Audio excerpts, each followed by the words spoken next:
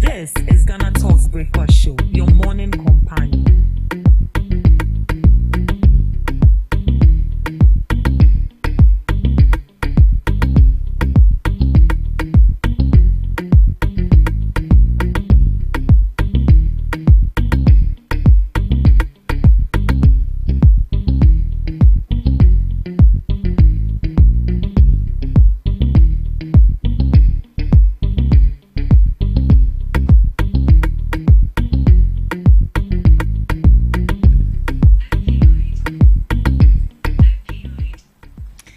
Good morning, Ghana. Good morning, wonderful listeners of GhanaTalks Radio. You are welcome to the GhanaTalks Breakfast Show, and you are also welcome to the GhanaTalks radio station, your favorite online radio station you can take along everywhere you go.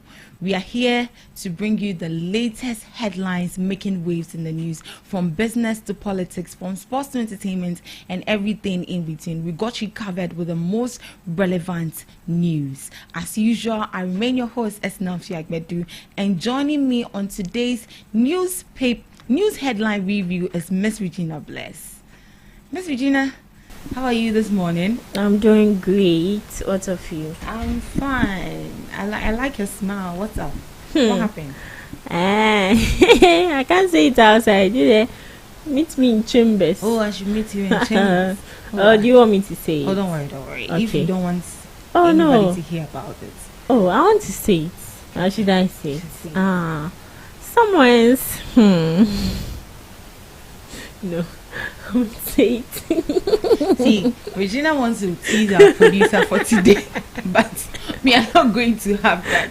So to join us in the conversation on our news headline review today, you can log on to our social media handles or social media platform. On YouTube, it's GhanaTalks Radio.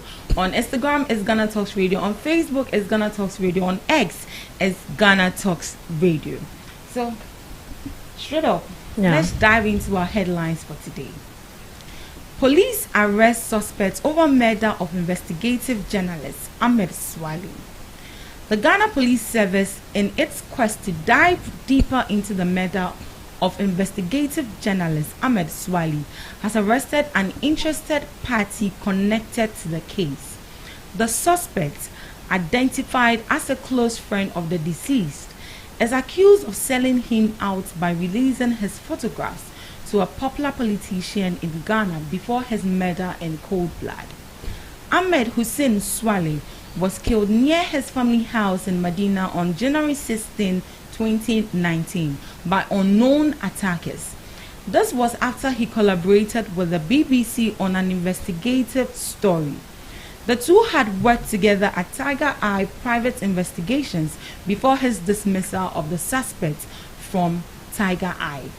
Daniel Owusu Cranton, also known as Akwesi Amachi, disguised himself and left the shores of the country immediately after police picked up information about his involvement in the case. So finally, there has been a development in the investigation that has to do with the murder of Ahmed Swali. And here lies the case. The person that sold him out, or the person that is connected to the case, happens to be his friend who sold his photographs to a politician. Well, the politician is yet to be found. No info or no news or no piece or story has been released with regards to the politician or whoever is involved in that. Now let's dive into the key highlights of the story. The Ghana Police Service has arrested a key suspect in the murder of investigative journalist Ahmed Swali. The suspect is a former close friend. The suspect is a former close friend of Swali.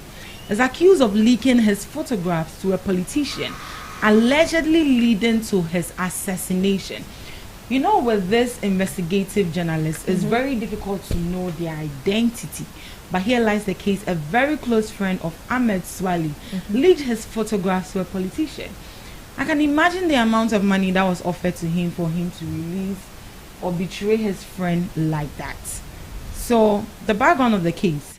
Ahmed Swali was shot and killed in Medina on January 16, 2019, after collaborating with the BBC on an investigative piece. So, the arrested suspect, which is Daniel Owusu Quantin, aka Akwesi Amachi, allegedly fled the country to avoid police investigation after suspicion arose regarding his involvement. So immediately he got to know that there's something fishy about him, and then he's involved in the case. Opana Jakpa. He had to run. Young guy used day. He had to run. What's your take on this? Okay. Should I trust you? Oh, me. I'm a very good girl, very open, very sweet. But you wouldn't know that if you are not really close to me. So you can trust me, baby. You can. Alright, so what's your take on this? Do you think it's an improvement in the case so far? It is an improvement, but disappointing. How long should it take for you to arrest this person? Fine. Investigations are ongoing, but as you always say, communication. These people do not really communicate with us. Other people, concerned people, have to come in to complain that what are the police doing about the death of investigative journalist Ahmed Swali. Politicians have to come out. Sometimes I would say there's vivid evidence against someone, but that person is not arrested. Why is it so? Should I say because the person is a politician, the person is influential in the society? Is that why you are not able to arrest this person? First of all, an investigative journalist, your work is dangerous. It entails risky. A lot. Why then would you disclose your identity to just a mere friend? No, they are actually working in the same organization. They work for Tiger Eye. Hey. So that is how choking. So that is how you can trust your friend. And then the person should also come and choke an ass. We really need to know. If you have been able to stab your friend in the back, what is that shot, or on what grounds, or what will it take you to also choke Anas as well? Or does it mean that they themselves working for Anas don't really know who he is? So when it comes to investigative journalists, I think it will be very difficult for you to, go in, like, trust somebody and tell the person about your whole identity, what you do, where you stay. But for the fact that the person knows even where his family house is, it's that bad. should tell you how close their relationship is. See, as he said, I feel that there are certain jobs which are not supposed to be disclosed. You are not supposed to disclose it. That is why you are an investigative journalist. So it's now you think that I'm an investigative journalist, then I'll let DJ Charm know that your name is out there. People know your name, but they don't know who you really are. So I would be there as an anonymous person. Then I'll tell DJ Cham, do you know, say I'm the one who is this anonymous name. I'm the one who is Tiger Eye. I'm the one who is Anas Aremeyaw. No. I have to think about my safety first. And this is where trust comes in. It is high time we all accept that and you'll be now to me trusting. And let's even get away from that and look at Kennedy in Japan. But the statements he made on TV. Yes. What the Nippani picture to her. Some bono. Then the next day the person is dead. So do you think that he should be called in for questioning? Yes, he also needs to be called in for questioning because you are a suspect. When we say suspect, this is what we mean by a suspect. It means you have a hand in it one way or the other. See, at times our own words contradict ourselves. Me meka say esina mechina ohu dia esina dia mechina bo amebono no na me mfa samba. Then the next day esina obi akwachi no baby abono won't they arrest me? They would arrest me. So why are they letting this person walk freely just like that? And also with our honorable A+, this man specifically came out to say that he knows someone, an influential MP, who has a hand in the death of Ahmed. Is it that they don't have evidence? According to him, he was called in for questioning.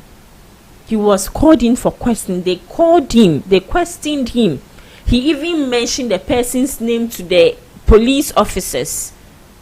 They didn't do anything. Person's name hasn't been disclosed to the public. Person's name wasn't disclosed, but according to A+, when he was called in for questioning, he mentioned the person's name to the police officers, and nothing was done about it. So just recently, before he was even elected, he came out to say that he's given the police officers or the Ghana Police Service an ultimatum, is it 1 week or 24 hours, to make sure that they come out to mention that person's name and arrest that person. Up to now, we've not heard anything. But this investigation has been going on back and forth since 2019. And we are in 2025 now. So let me read this. So they said his Daniel Owusu Cranton, also known as Akwesi Amachi, disguised himself and left the shores of the country immediately after the police picked up information about his involvement in the case.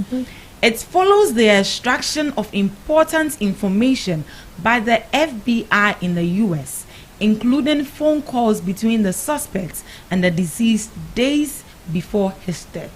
The phones of the late Ahmed Swale were sent to the US as part of police investigation. Wait. But why must it go all the way to USA?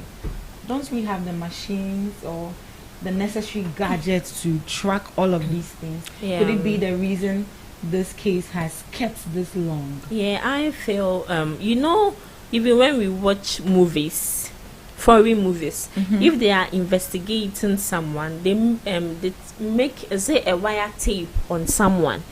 They just use it's something small, whatever conversation you are having with someone, they are just listening to it backdoor, they are recording it, they are also tracking your current location.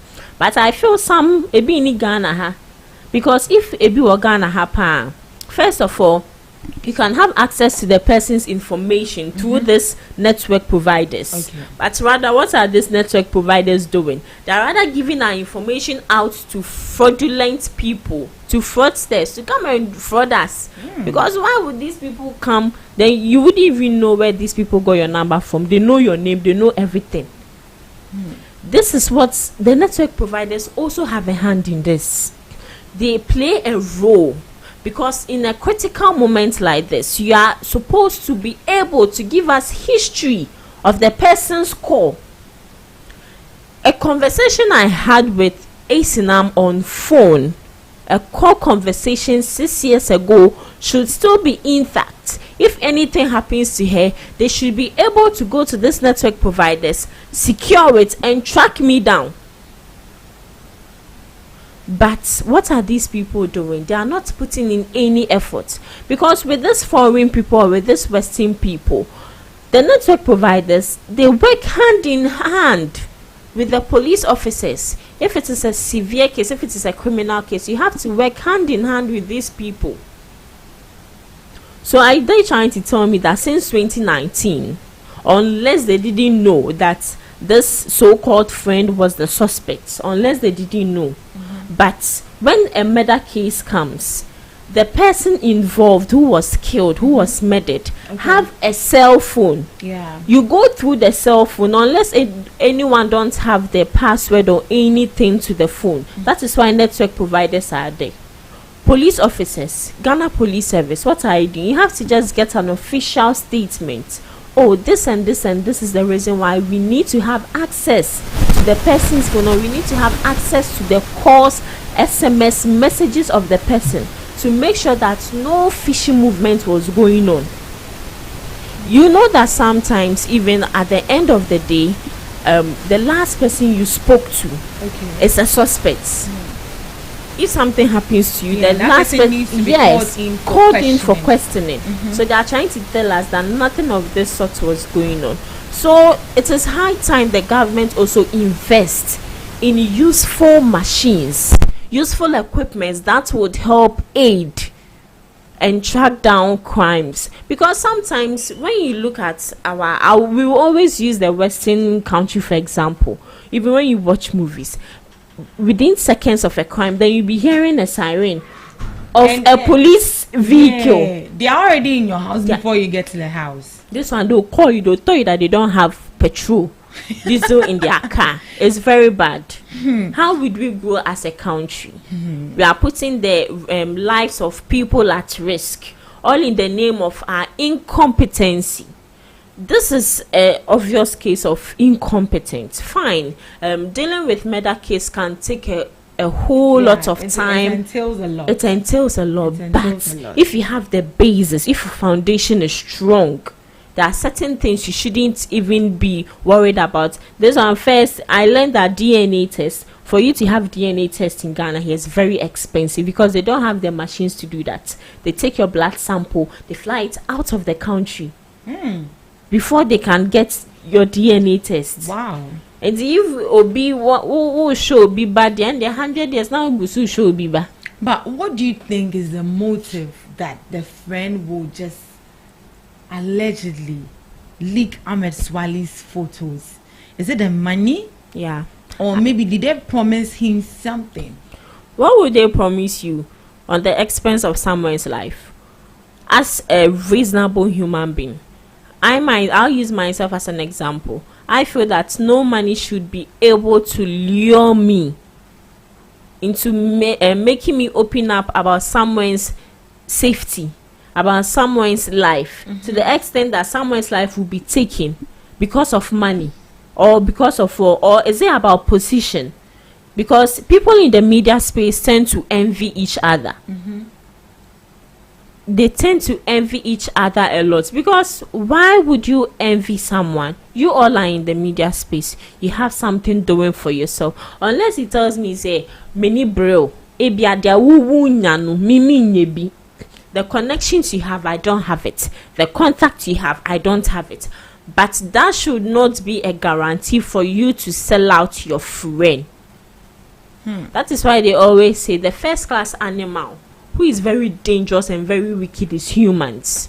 If you don't know today, you know that humans, we are called first class animal. So if someone calls you an animal, don't be angry because you're an animal. And it is only animals who behave in such manner. So their friend, listen, this one, if they arrest this guy, he's already been arrested. But I feel that if he's truly involved in this, he should just be slaughtered.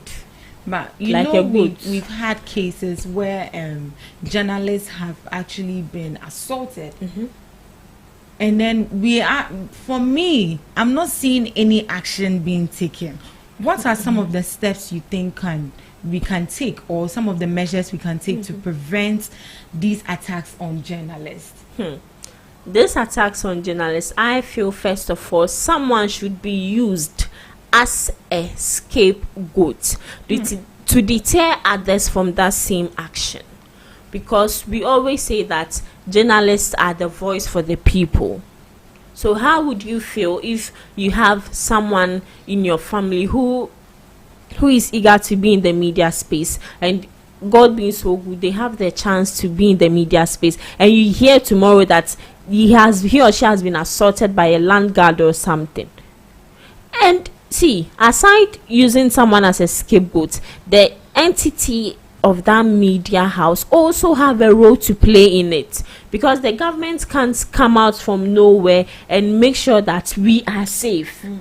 It wouldn't be possible that way. That is why we have bosses, we have managers, we have a whole lot. With this City FM, the guy who was assaulted, I just learned that he was compensated a sum of money, peanuts. What would that money do? What if he lost his leg? What if he lost his leg? Would that money bring back his leg? A teacher who was stabbed in the eye by a student. Nothing was done about that. Up to now, that student is still working freely. The person has lost their life. Oh, that's very That's bad. yeah. So what is the genius doing about that? That is the same way. What is the GJA also doing about that? The last time the GJA president was like, the government should make sure that all this thing is carried. I was like, how would the government do that? Maybe they want government to deploy soldiers or maybe policemen when journalists are going out, they have to go with them. So today we'll be going out. They should give us soldiers. Is it the duty of the government to provide security but I think for the us? Government has a role to play. The government has a role to play with but enforcing strict laws. Exactly. But the GJA has to regulate that law. You understand? The GJA has to regulate that law. Okay. If you are supposed to present it to the High Court, present it to the government to make sure that it is a mandate, it is something we are supposed to adhere to. If you do not adhere to that, you would have to pay for your actions. But this time around, no, it's like we are living a free world, putting people's life on the line, putting people's life at risk, which is very bad. So first of all, use people as scapegoats, and secondly, the entity of that media station has a huge role to play, and lastly, the GJA, and also lastly, the government. And also lastly, the government. They all have a role to play in ensuring that our concerned people, those that bring us news, are being protected. So the arrest is a major development in the case. However, for the public to fully trust the process, authorities must ensure transparency, address political implications, and provide updates on prosecution efforts. Questioning the guy, whichever politician is involved, you have to stand before the law. And I think if this case is handled properly, this could be a critical step toward justice for Ahmed Swale. So moving on to our next headline. Customs intercept 20 million Ghana cedis worth of opioids at Tema Port. Opioid drugs worth approximately 20 million Ghana cedis have been intercepted at Tema Port. The shipment was en route to Niger, its final destination. This was made possible through the efforts of the Customs Division of the Ghana Revenue Authority in collaboration with other stakeholders. Following this, Minister of Health Kwabena Mita Akanda affirmed the government's commitment to preventing Ghana from being used as a transit point for drug trafficking. So these are his words. In as much as we are interested in facilitating trade in this country, we will not allow Ghana to be a safe haven for opioids. And let me tell you that the president is personally interested in this matter. On my way here, he called me twice, and it tells you how important and critical this particular issue is, he told journalists at the port. Now, let's get the key highlights of the story. Customs officials at the Tema Port seized opioid drugs, which is worth 20 million Ghana cedis, preventing them from reaching Niger. The operation involved the Customs Division of the Ghana Revenue Authority and other security stakeholders. Now, this is how the government responded.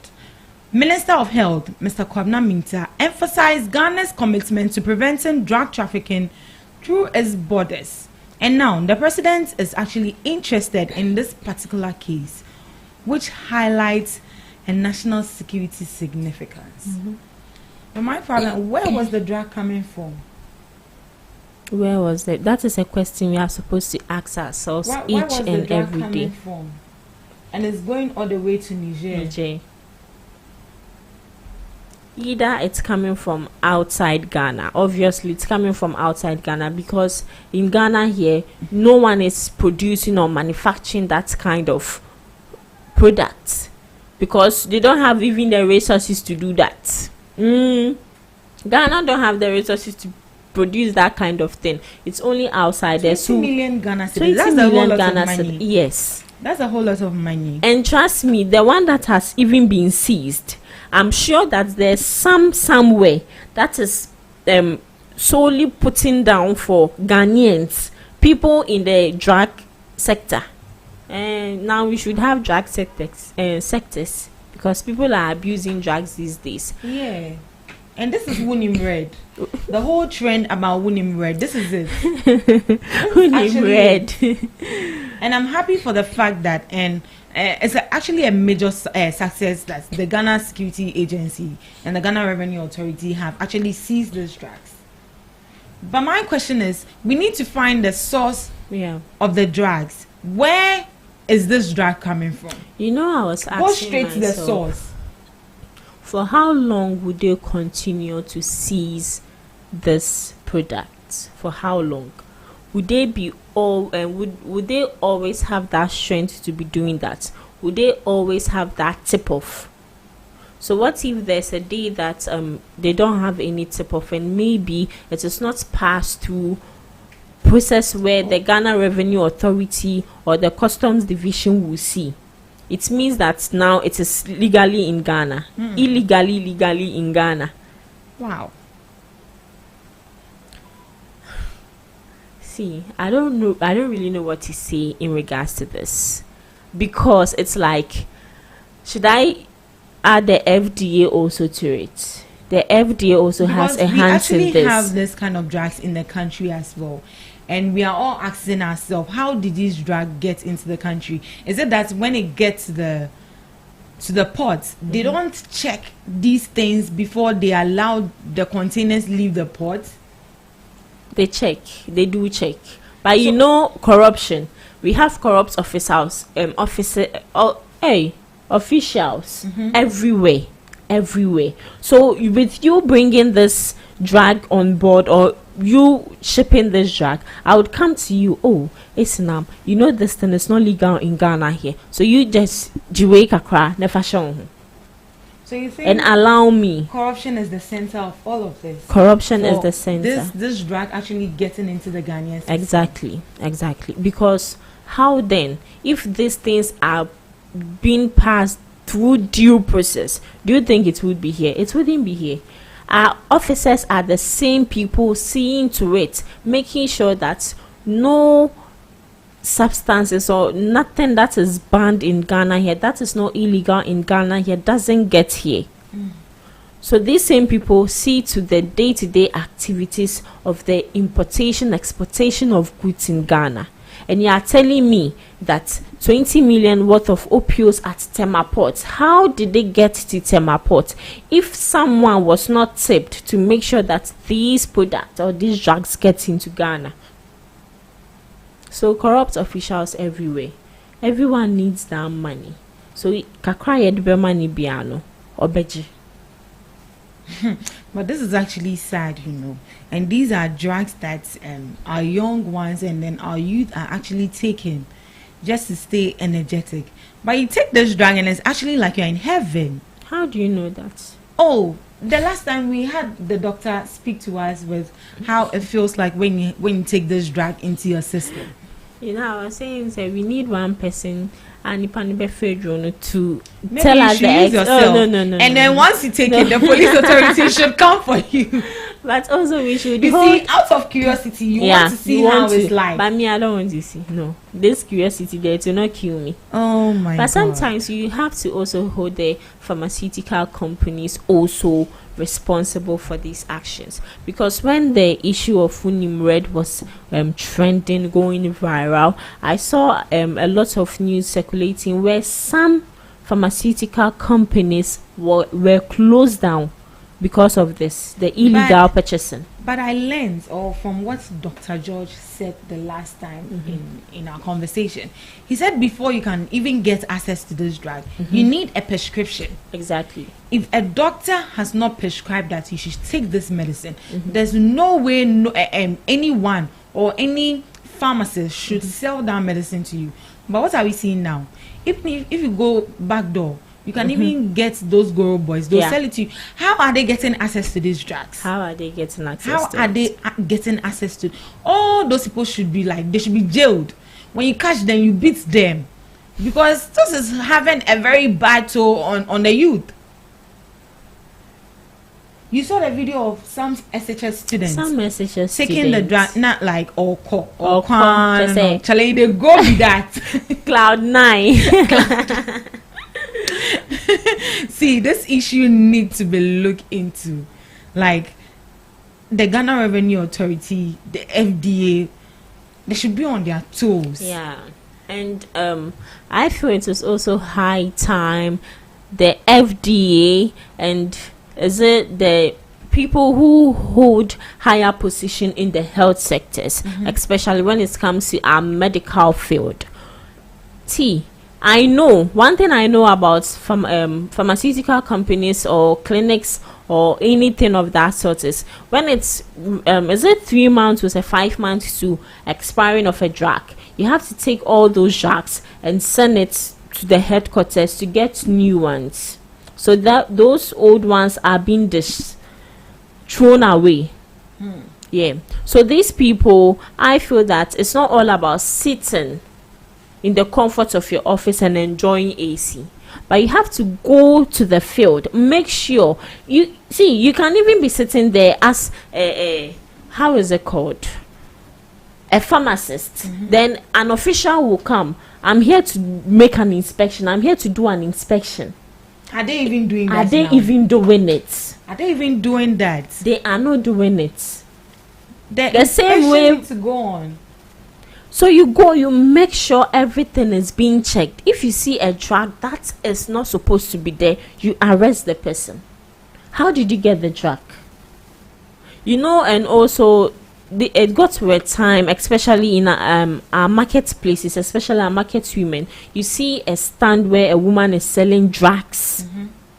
At a marketplace. What license do you have in selling those drugs? What do you even know about medicine? What do you even know about those medicines? And especially our mothers, our women, they are the ones purchasing these drugs.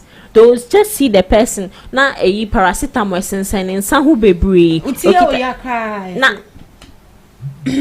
See, we need to find the source of these drugs, where these drugs are coming, and how they got to our borders. And unless they are going to Niger, people of Niger, please come and answer this question. See, What are you going to use the medicine for? I'll always say 20 million. 20 million. A lot. No, did you see the video? Oh, I think you didn't. Okay, we didn't get there. Oh, I have the video. Oh, okay, the video, and even the Biani Neyo, just say in drone in and yesterday when I saw, I was like, hey, in drone when now, when na minti dinimpoda, minti dinimpoda. See, we need to find a source. Finding a source, I think, is going to help us. We need to find a source, the root of this. We need to find it, because this one, dear, 20 million is a lot of money. Are you finding they said the 20 million and the Temapots, the sea shipments included Rahor Tepantador. A whole lot of drago. Yesterday when I was like, what is Rahor Tepantador? 250 mg, 26 cartons. It's a whole lot of drag. Tafrado. What is Tafrado? It's a whole lot of drag, and these drugs are actually illegal. See, this is not the handiwork of just a commoner. This is not the handiwork of just anyone behind the counter selling a drug. Well, it's going to Niger, but it's not coming to Ghana. It's going to Niger. They should take it there. They should go and sort their issues out, please. Nah. They should go and sort their once issues once it's in Ghana here, it's because illegal. It lands in Ghana before it continues so they'll just have to burn it, or if you even have to take a part of it and send it to the hospitals. Oh no, it actually has its use. It's very useful, but just as he said, before you get a drug, sometimes there are certain drugs as these tramadol and all that, you need a doctor's prescription. Such drugs are used in surgeries, in the operation room, for you not to feel pain. Yeah. Obi accident not niti half na pie. Or no, he say because the pain he or she is going through is severe. But as a normal human being, you're not going through any pain. Then you just take the high dose of that. 250 Is it MG? Yeah. For what? 250 mg. Even this cough syrup, codeine, it's been abused by these wee boys. Anyways, so the season of the drug is actually a major success for Ghana security agencies. Yeah, we applaud them on that for going all the way out to seize those drugs. However, more details on the drugs with regards to the arrest and then preventive measures will enhance the story. So they need to be very transparent with us. The source of the drugs. Please come and tell us the source of the drugs. You've told us that you've gone to seize it. It shouldn't end there. Come and give us more gist. Yeah. So moving on to our next headline. Send Ghana calls for stronger measures against illegal mining. Send Ghana has urged the government to take bolder steps in addressing illegal mining, which is also known as galamsey, following the presentation of the 2025 budget, expressing concerns that current efforts may fall short in tackling the crisis. The organization stated that the government has allocated funds to drain rivers affected by galamsey to ensure access to clean drinking water. While Send Ghana acknowledges this as a positive step, the organization has raised concerns over the budget's lack of explicit measures to combat galamsey itself. The group also questioned the adequacy of the 1 billion allocation to the Ministry of Water Resources, Works and Housing for the drenching of rivers, including Volta, Pra, and Brin.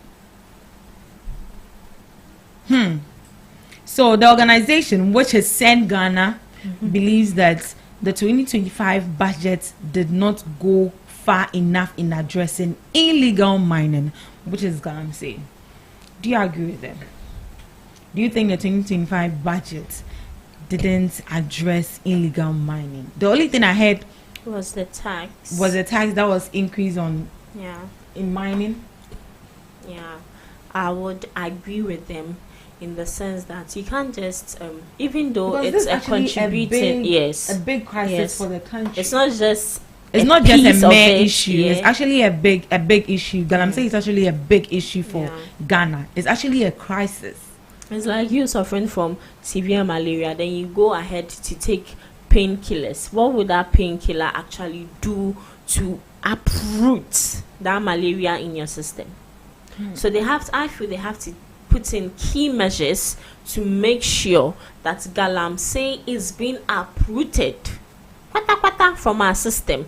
And even though that the increase on tax on small scale miners is a contributing factor to make sure or to deter illegal miners or galamseyers from indulging in such activity, but it wouldn't help eradicate it forever.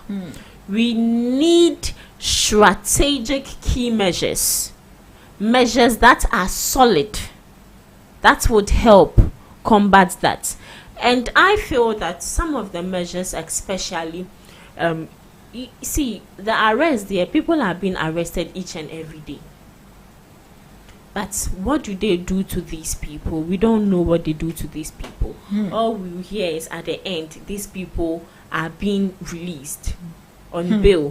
Who are coming to bail? Because as a galamseyer, if you are being arrested and you need a bail, it's not small money, and yes, they need huge sum of money before you are being bailed out. So just ask yourself, who are these people behind the bailouts? Who are these people behind the bailouts? So we're in Ghana here, Aisha Huan, a Chinese official, a Chinese citizen. You leave your Chinese, come to Ghana here and be doing galamsey. Who gave you that permit? And you know, when investigations were going on, stories or secrets were coming out that some top officials, some top politicians were involved. Even chiefs were actually involved in this. Were involved. And with the chiefs issue you are talking about, one thing I will applaud Otumfa Santihene on, once he sees that as a chief, as a sub-chief, you are involved in this galamsey, he will just dethrone you. And that I feel in his small aspect, he's trying to curb Galamsey. But that will not help. I feel the government should come out, give us strategic key measures to make sure that Galamsey is illegal mining is being curbed in Ghana here. But how would you do that? You have to find an alternative for these people, for this youth, because it's not old people involved in illegal mining. It's youth. That should tell you something. That should send a signal. That should send an information to you that there is something which is not going on well. That is why these people are involved in it. I say arm robber. Oh, catch and say arm robber. Onjai chrono. Onjai chrono no kodiden. No kodiden. No kodiden. Ejuma biya eni ho. Maybe I just say insanwe ejuma. No suna insanwe ejuma nko for bebe empe. All these things need education. You have to come out, educate these people on it. Oh. Eto.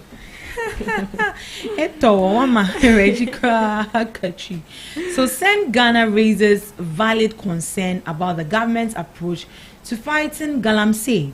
While drenching polluted rivers is important, it does not fully address the root causes of illegal mining. So without strong enforcement, policy reforms and sustainable alternatives for these affected community, Ghana may continue to struggle with Galamsey and water pollution. We will continue to struggle, trust me. We would continue to struggle. So with those that are being arrested, what are some of the strict measures or preventive measures we can put in place to end illegal mining permanently?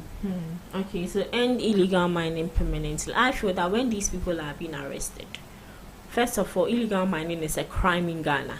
So it's illegal. It's illegal. Illegal mining. You should not even be given that chance to be bailed. Bailed to do what exactly? You think they should be jailed? Because even if I release you, you go back and go and do it so again. If I 2 years, and I say 1.5 years, because we know prison is a correctional center, but is our prisons in Ghana here really a correctional center?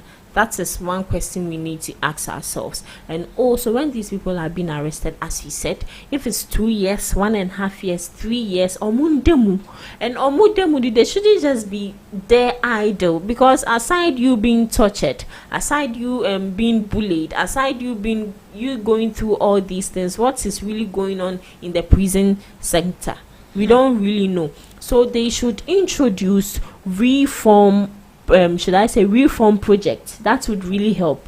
Even if it's this vocational skills, it should be introduced there to while away time. And it's 3 years no bebano. You're a boss of your own. Maybe you're not with young son, maybe you just come, you this thing. I was about to say that if these people are being educated in this informal sector, at the end of the day a certificate is being given to you, and maybe when you're coming out they give you, maybe they help you with a small capital. You're to not come just out an ex-convict when you come out, but you're actually a boss, somebody of your own. You have a skill. When you come out, you don't have to go back to the old life you used to live anymore. So with that, it would really help. But for the jail in there, they should really consider it rather than bailing these people because of money. Because the excavators, they are even burning them, and they are even buying new ones each and every day. They are even buying new ones. Even these excavators can be used for another purpose. Don't burn it, just redirect its purpose and use it for something productive.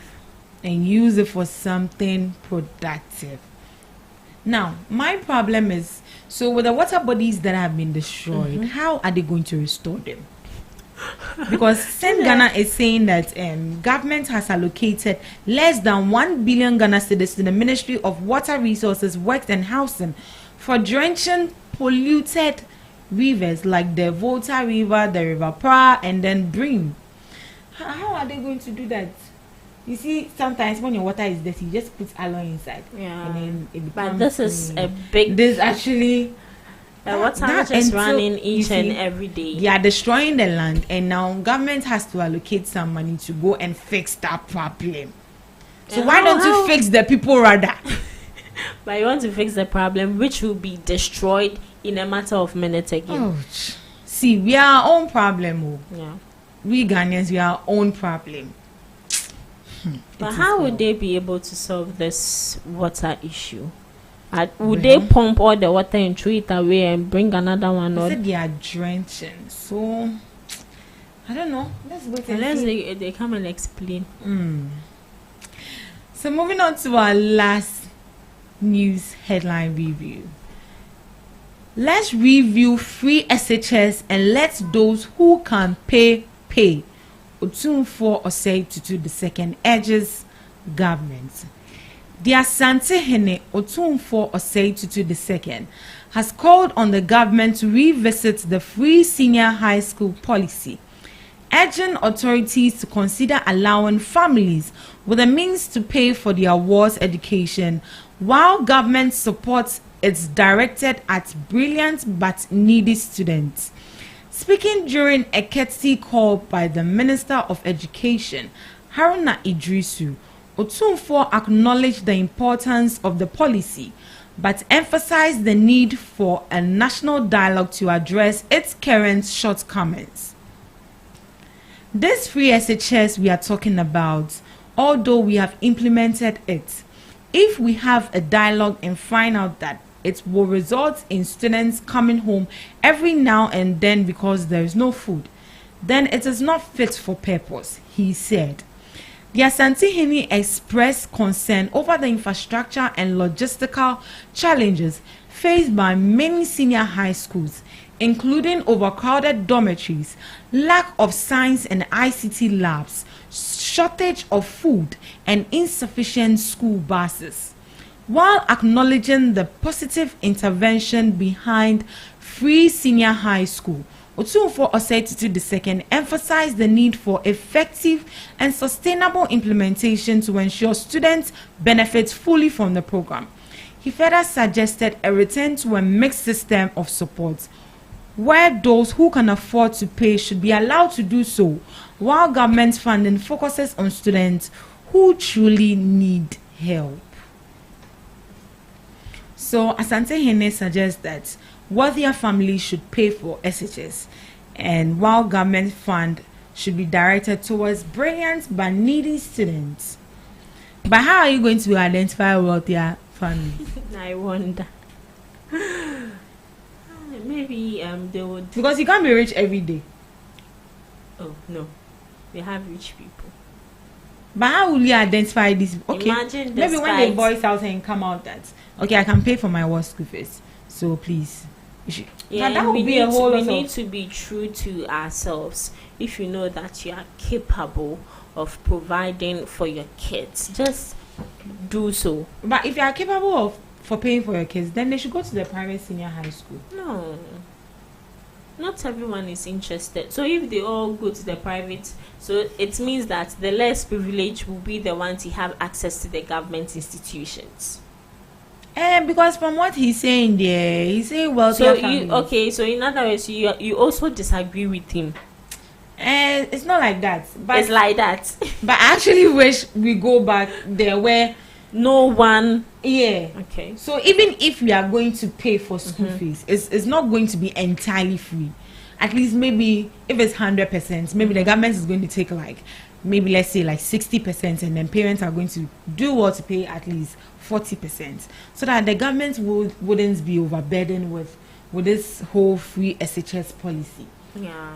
Because look at the number of students we have in our free SHS alone, in our SHS schools alone, and then coming to infrastructure. When it happens like that, since it's free, all those that didn't have the opportunity to go to school with regards to financial constraints will now go to school, and that is going to lead to overcrowding. And now you have to expand your buildings, including the dormitory, and meaning you have to bring in more food for the students. So if they make it how we used to, because back then when I was in school, my school fees wasn't up to even 500 Ghana cedis as compared to today. But now it would be more. Because here lies the case, because of infrastructure and overcrowding, students, they have the double track system, which is the gold and then the green. Some students will have to come home for 3 months. By the time I'll go back, then what I learned, and even that one, if I get to stay in the house for 3 months, here lies the case. My mom or our parents wouldn't like to see us in the house like that. They have to pay for classes fee as well, because they have to take you to school. You have to go and do classes so that whatever you've learned previously, you wouldn't be able to forget that. So I feel like this free SHS thing wasn't really planned well before it was implemented. Yeah, it wasn't really planned well. It's just like you you having a business idea, but you don't have capital to start that business idea. And see, if once dinner when you crowd with the start, it's good though, but you have to have enough capital to make sure that this thing is being operationalized well, and being operationalized well in the sense that you'd have to also have, should I say, key measures to make sure that when the risk aspect of it comes, you'll be able to salvage that issue. But this is the case where all they did was to rather bring the free SHS. That they really did well. But what of the other issues? Students not feeding well, students not having a place to sleep, and a whole lot. Even some don't even have access to, should I say, classes, access to key educational material stuff that would boost their knowledge and all that. They do not have access to that. So with Otum for saying that the government should review the free SHS. If you are capable of taking care of your child, do it. Because not all parents have the means to make sure that their kids are being seen through SHS level. Obi wa how true be is in area and now to na dream, because there's no money. These people, unless as she said, maybe they should train free her cry, yin free her, then they should go back to the old system of doing things. And the old system of doing things, I feel that they can also bring a policy where either full-time scholarship or half-time scholarship is given to needy but brilliant students. Well, my question is, will allowing these wealthier families to pay for their ward school fees, is it going to solve the crisis that free SHS is encountering right now with regards to shortage of food? It wouldn't solve that issue. But it would reduce a bit. Ebiana, the rate at which, if let's say 100 billion of students are focusing or are relying on the government to feed them, let's say 2/3 of it are now focusing on the government. They are now relying on the government. But when this whole burden comes to the government, it makes it really hard. And mind you, it's not only one school they are feeding. A whole lot of SHS, public SHS are being fed. So Otumfo Osei calls for a review of free senior high school. It's kind of like thoughtful of him. But we need to look into it very well, because I feel it's going to be unfair. Wealthier families should cater for their kids. How is it unfair? I find it to be unfair because we are all in the same school. Why am I paying school fees and you are not paying school fees? You see? Yeah. No, it's not unfair, because we have government scholarship programs where the government sponsors people sometimes to go outside Ghana. So would we also say that the government is also being unfair to us? Well, that will be a question for the gods to answer. This is where we draw the curtains for our news headline review. Meet us same time, God willing, tomorrow at exactly 7 a.m. Up next, we have Today in History with Miss Regina Bless.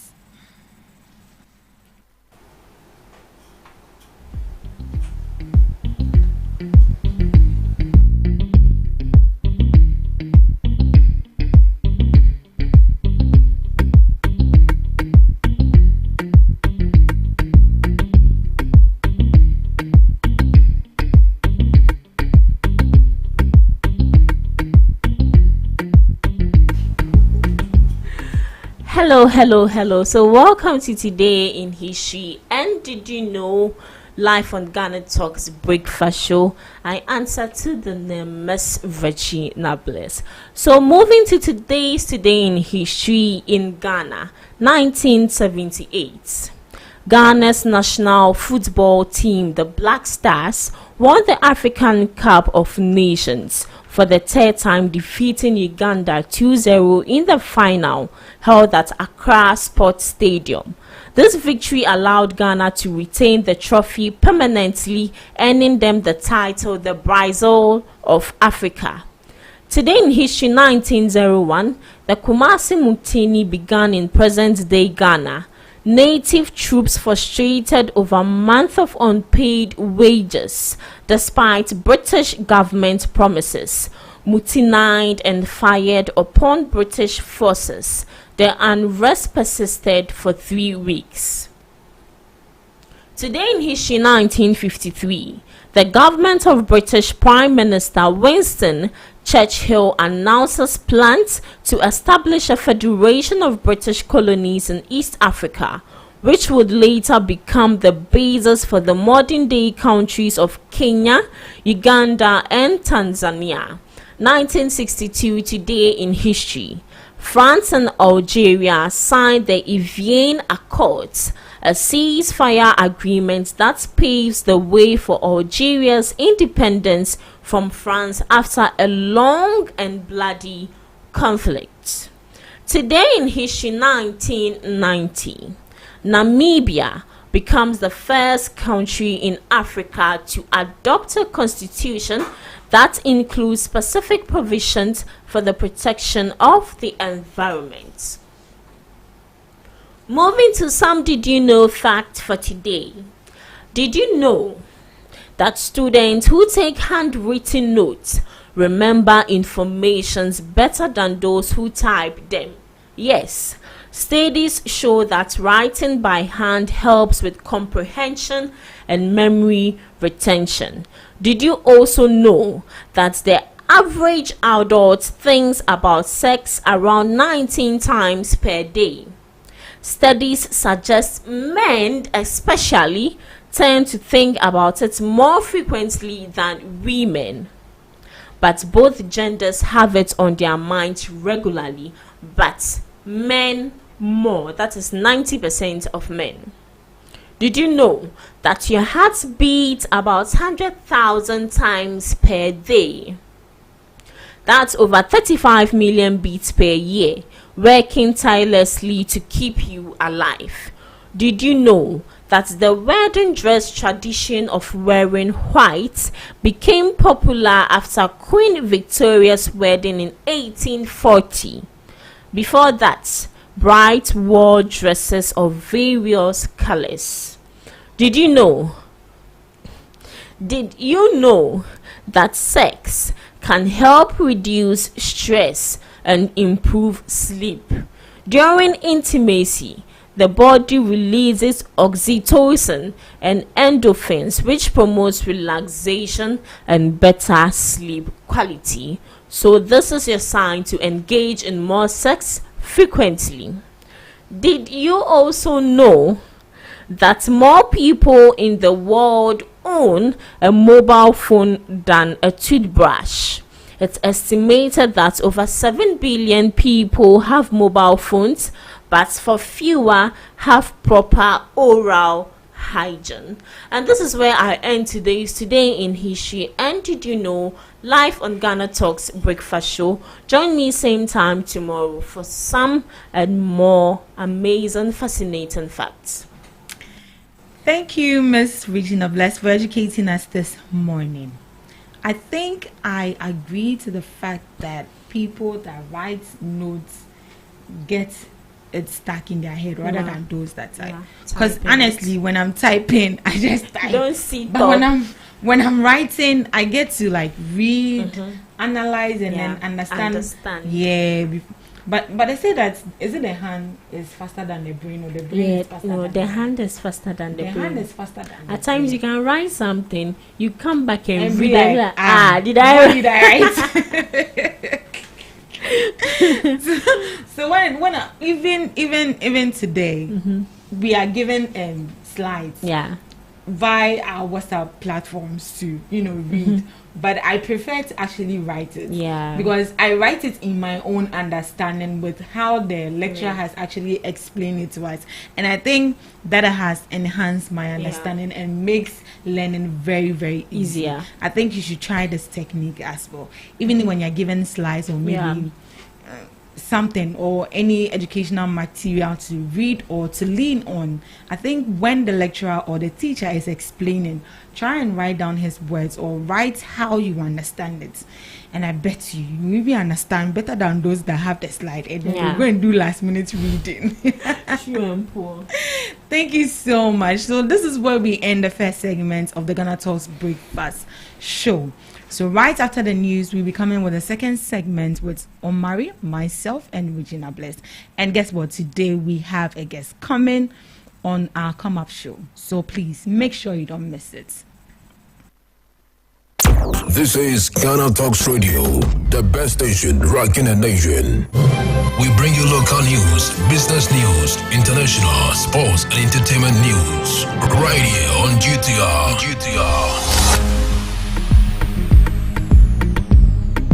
Good morning and welcome to the Daybreak News on GhanaTalks Radio. Coming up this morning, we are not safe in Parliament. Bagbin, Afenyomakin proposes new parliamentary chamber over security concerns, and Attorney General drops treason felony charges against Baka Vermowo, and murder case, we are committed to ensuring justice is served. Can you see this? Business, sports and showbiz is coming in this morning's bulletin. The news will be read by Awin Temi Akansukum. Now let's settle for the details.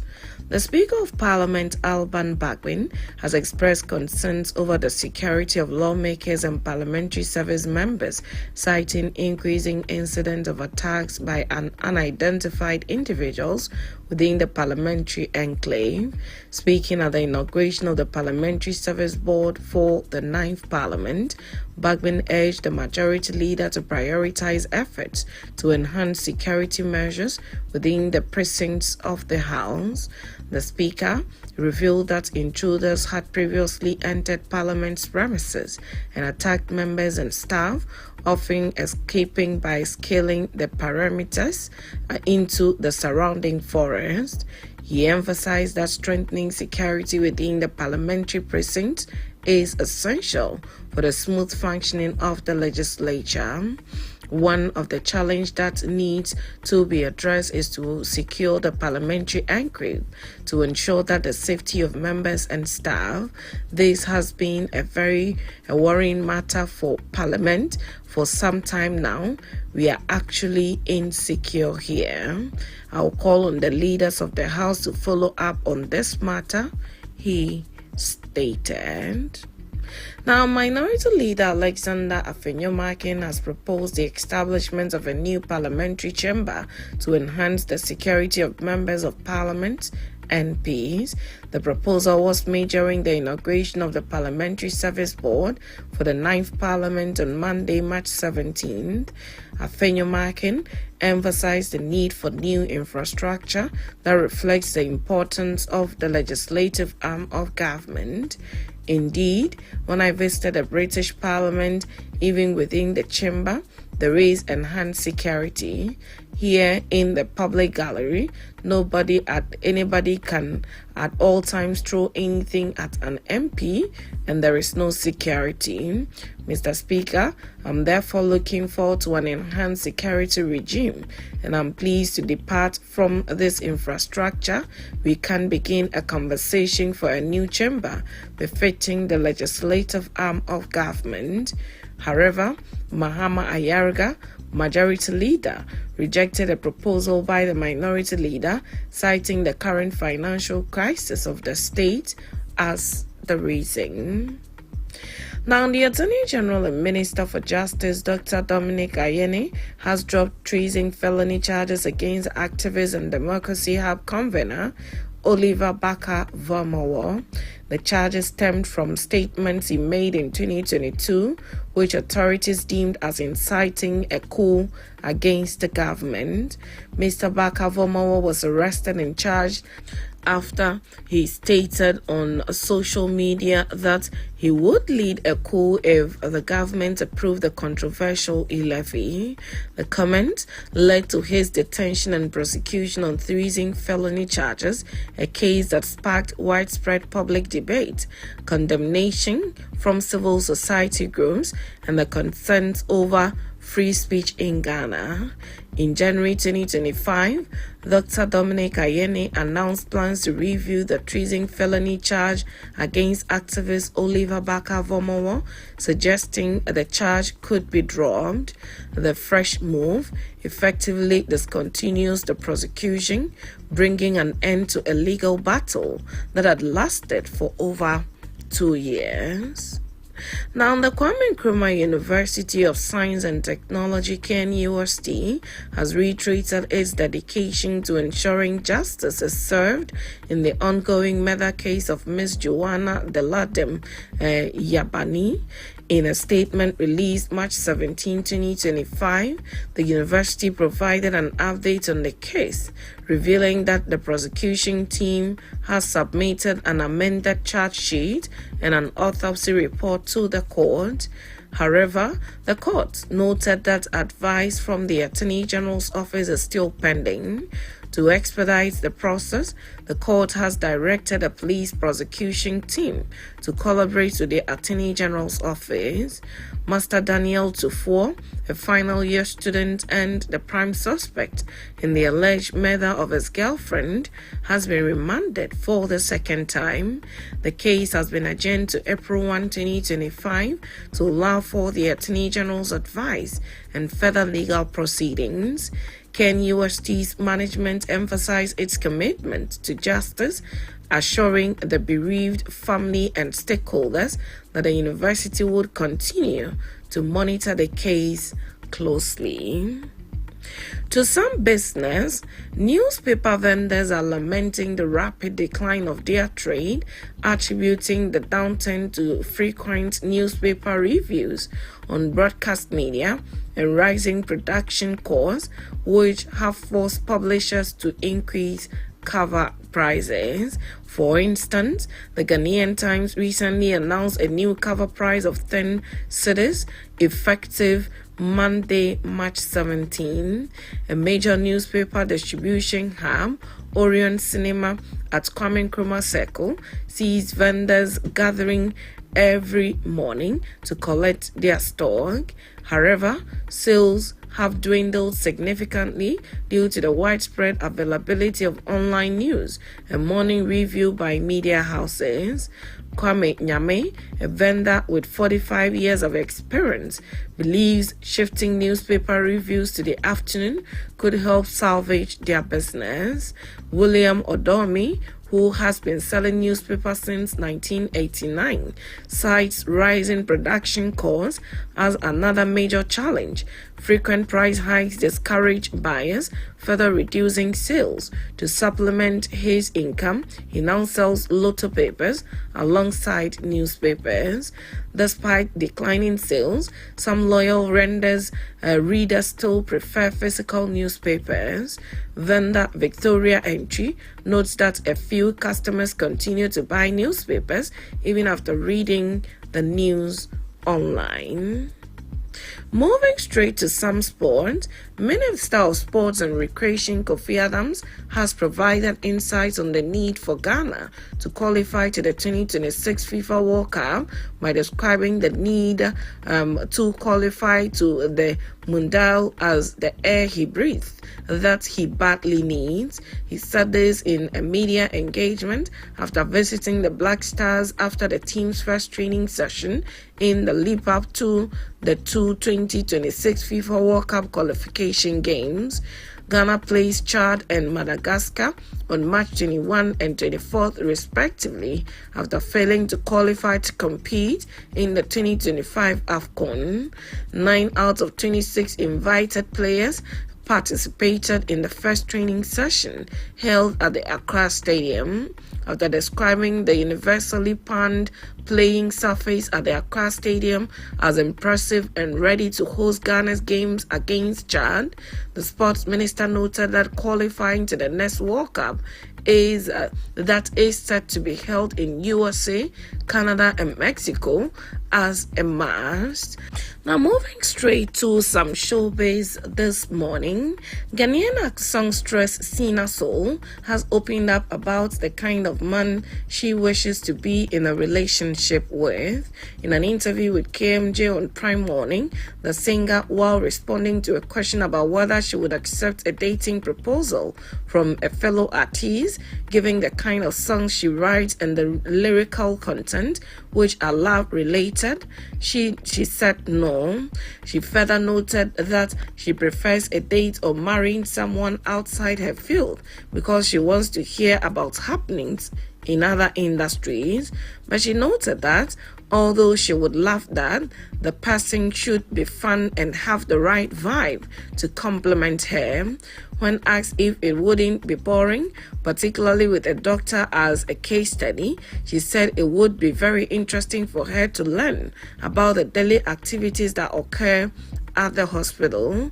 However, the Ojole hitmaker divulged that she is not ready and open for a relationship at the moment, as she is still focused on establishing her music career. In the meantime, Sina Soul has released her debut album titled Did I Lie, from which she has released 2 songs, Larger Than Life featuring Stonebwoy and Too Bad. And that's it with the Daybreak News on Ghana Talks Radio. Log on to www.GhanaTalksRadio.com for more of these stories. The news was read by Awentemi Akansukumasi. Thanks so much for making time. Good morning.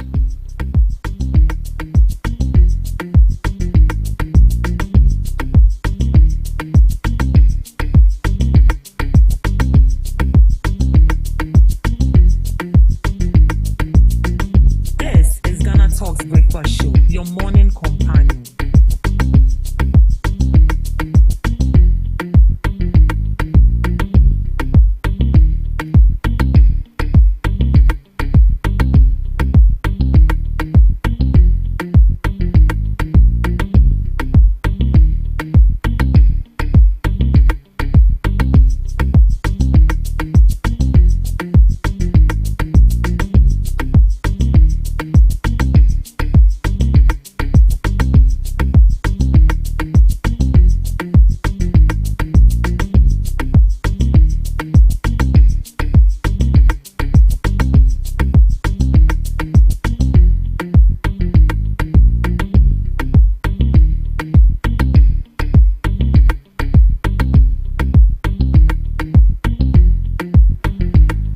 Good morning and welcome to another edition of the Ghana Talks Breakfast Show. This is Ghana Talks Radio and you are live with us on our airwaves.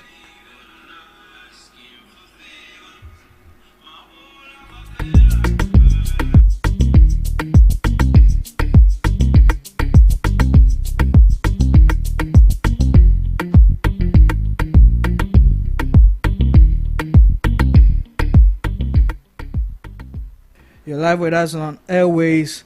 In the studios with me for the discussion this morning is Miss Esinam and also Miss Regina Bless. We welcome you on the show this morning. It's going to be very insightful, very educative, very interactive. So let us hear from you in our comments and all our platforms at Ghana Talks Radio. You can also join us on WhatsApp 0202-544-614 0202-544-614. Ladies, Yes. how are we doing today? Not bad myself. Not bad at all. I'm just in awe, as people will call it. Why? I mean, the fact that the former finance minister has the audacity to file a lawsuit against the OSP. He knows his rights. Oh. Yeah, he knows his rights. Now, what do you think? He knows his rights now. He don't want to say anything in regards to that. You know, it's amazing. Mm-hmm. We were all here when everything you have been accused of, allegedly, even though it hasn't been proven that you are actually guilty of it, happened. You were nowhere to be found. They placed you on a wanted list. Mm-hmm. You came to say, oh, yeah, my time now, beba. Sana time, no pay the delay taxes. And painful, I'm sure I'm what you do. How much you do? But anyways, that is just a conversation to be held on the show very soon. We'll also be having a guest coming in for our come up segment very soon, and you know, the conversation will be packed today. We'll also be going on the phone lines to speak to the Concerned Farmers Association regarding an election that has went on that they actually don't approve of by their former chairman. We'll also be going on the phone lines and speak to the Aboso Okai Dealers Association, who have washed their hands of the fare increments in transportation. They feel it is a cheat. They have no hand in it. The drivers shouldn't use the spare parts as an excuse because they haven't increased their spare parts. So why do you use that as an excuse to increase your fares? This and many more will be coming up for discussion very soon. But the first topic we'll be looking at is a blue initiative. The blue initiative that has been authorized by President John Mahama in collaboration or under the Ministry of Lands and Natural Resources and also the Ministry of Environment, Science and Technology and the Ministry of Water Resources, Works and Housing. Now, let me read a little bit about that. Under the auspices of the Ministry of Lands and Natural Resources, the Ministry of Environment, Science and Technology, and the Ministry of Water Resources, Works and Housing, we successfully launched His Excellency John Mahama's Blue Water Initiative today. This significant event was marked by the unveiling of the first batch of blue water guards at the naval base in Ezinlibo, located in the Western region. The launch saw the inauguration of 400 dedicated young individuals who will serve as guardians of our precious river bodies. We are confident that these young men and women who are currently undergoing rigorous training will exemplify undergoing rigorous training will exemplify the highest standards of dignity, patriotism, and hard work to fulfill the objectives of this initiative. Ladies, yesterday, a Blue Water Initiative was launched, and this initiative is to revive the health of our water bodies, as to say it. We all know how Galamsey has been a huge destructive cause to our water bodies in most parts of Ghana, and our waters are so bad we can't even use it for cooking, not for bathing. So many people complaining about their waters running in their taps not so clean or healthy for domestic use. And so the president has taken an initiative to train people who are going to make sure that these waters are restored and guarded from destructive people, who we can also call the galamseyers. Is this initiative really Okay. Is it necessary? Let me put it that way. Is it necessary? You wanted to say, is it sensible? Or is it relevant? I wanted to say it, but like, let me. It's the president we are talking about, so the NIB can just pick you up any time. We only have 10% scamper for court too. I beg. Yes, but Blue Water Initiative, we train people to go and guard our water bodies. Like, they are going to guide it. Yeah, guard it. Like the way we have security men. Yeah, to guard the place. Yeah. Understand? What's like saying? You've deployed people, or you have trained people to go and. You deploy people or train people to go and guide water bodies. Water bodies, so like the river Ofen, river Cobra. It's like, but how would they do it? Would they stand by the water? So like, I want to get something clear. Okay. Like, jina and I say ebia, jina baby. Or they'll be giving weapons. I mean, that's another factor. Because Both issues being raised. Yeah, because I mean it's a river. So are they just going to be standing around it 24/7? And no, not meant I said that's what. Secondly, we know how even the police, the armed men who go to chase these galamsees are being fought by the galamsees because they have weapons. So these people being trained, what sort of training were they given? Which weapons are they using? How safe is it for them themselves? Do you know why I'm laughing? No. The people that they train, the picture I'm seeing. Please. I know you've seen that man in sleeveless something. I know. But those people miss them. I can beat them. That's what the killer thought about Bruce Lee. But this is serious, so yeah, menu. 2000 with some old women also in it. Yes, look at that. You are joking. Like we have the army there. Mm-hmm. I feel like walk into Burma camp right now. You'll see them just walking around, and you know.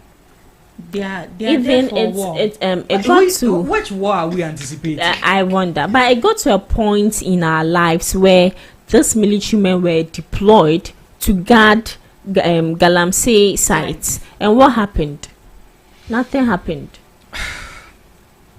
Even these people had altercation with these miners. So how much more these, should I call them weaklings? Hey. Oh, they are weaklings. Because what should I say? What background education or what background training do they really have? Would you just use how many months to train these people to go and be frontline defenders? A Blue Water Initiative. As he said, to safeguard our it's good to safeguard our water is very good, but what's their role? Are they the right people for these jobs? To me, I don't think so. Like honestly, the army men are there. Yeah, we have the army. We have the woman. Honestly, I don't think they're the right people. I don't know how long they've been trained. I don't know the kind of training being given to them. So they said the initiative includes a 4-week training program. 4 weeks. For an initial batch of 460 personnel called Blue Water Guards. Na so genin kra or training. So genin call training. One galamsey yes omo kono mini no me prepare until wow the 4 weeks. Just 4 weeks so. Training and even within that 4 weeks training, what are they going to be teaching? You're not serious. That is the only training they will be given. I actually think that when people are fighting in real life, they have the time to be doing No, but this is serious. It's Blue very serious. water. Like it's funny, but it's serious. I don't know how these people are going to fight the Galamseyers. So The role of the Blue Water Guards, their primary duty is to monitor and prevent illegal mining activities that lead to water pollution. They are seen as the frontline defenders in the fight to restore Ghana's water body. I feel we need to be serious for once. We need to be Stop that. People are actually being serious and they are training people. You say they need to be serious. But no, honestly, I don't want to borrow Reggie's words, but we might have to be serious as a country. No, we might have to be serious. See, frontline defenders, frontline. When you speak of frontline, one what lady or kuno. Yes. Let's even use when COVID-19 came. These doctors were frontline doctors. Most of them died. Are you sure John Mama is part of this thing? He's part. Oh, he is. I mean, the Minister for Natural Lands and Natural Resources, Emmanuel Kofi-Boa, said that this is an initiative from the president. It is a great initiative from my perspective. Yes. But the only thing I have a problem with is are these people qualified for this job? And the good aspect of it is employment. They are employed. Okay. So they'll be paying them. Now you don't be paying them. This is a high risk job. Like, I think they should be insured right from the onset. Because you can die easily. They should be insured. On math 3, one on scholarship, because it is so possible. Say they might hear of your death. Yeah, we know how these people are. They're gonna exactly. They open fire against police officers. Against. So imagine these weaklings. Please don't use the weaklings on them. Okay, I'm sorry. So imagine these people. I shouldn't use weaklings, but imagine these people. I mean, should be told 4 weeks training. I think the 4 weeks training is not enough. This is like a battlefield. It is a battlefield. How would you feel if you are being recruited that there's a war going on at Afghanistan? So as a youth in Ghana here, go and be in front. One fly. And go and fight. And it seems that we are undermining the weight of this Galamsey fight. That's how I see it. Because this Galamsey fight has been a national crisis for how long? Right now, if we talk to the extent that Ekufado even came and said that he would put his presidency on the line. But what did we see? If somebody has put his presidency on the line and it didn't work, how much more you 4 weeks training? 4 weeks training. Ooh, 4 weeks training. Hey. Like 4 weeks. 1 month. Hey, that's 1 month too. So like within 1 month you should be equipped to go and fight Galamseyers. We have soldiers who went for training for 7-8 months and they were still not even up to their task. Yeah. And we are talking of 4 weeks. I think we solving this Galamsey issue, we are taking it very slightly. You know, the best thing I think they should have done was to take some of these service personnel, the security service personnel, take some of them and retrain them. Yeah. For this fight. They should be there for that. That one cry is so cute. But to take just normal people, we know we are crying for employment, but not at the risk of our lives. See, with this is a risky thing. I wouldn't be surprised when this initiative starts and we'll be hearing bars, that people have been killed. Oh yeah. People have been drowned in water. Okay. Because this is a fight, and we don't expect the Galamseyers to fold their arms back and just. No, they will fight back. They will fight back. So how are these people going to cope with that fight from the Galamseyers? What weapons are they being given? No, would they even be given weapons? Meaning they'll be given weapons. They should be, and you should be able to know how to use those weapons within that 4 weeks.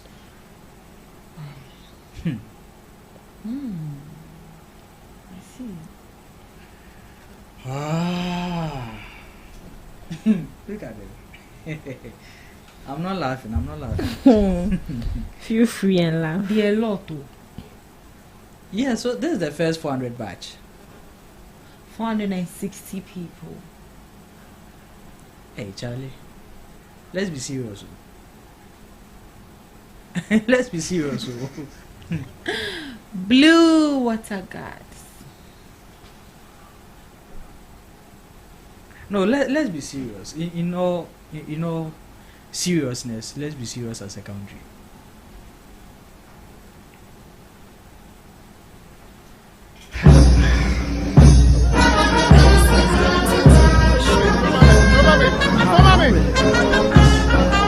The initiative is great.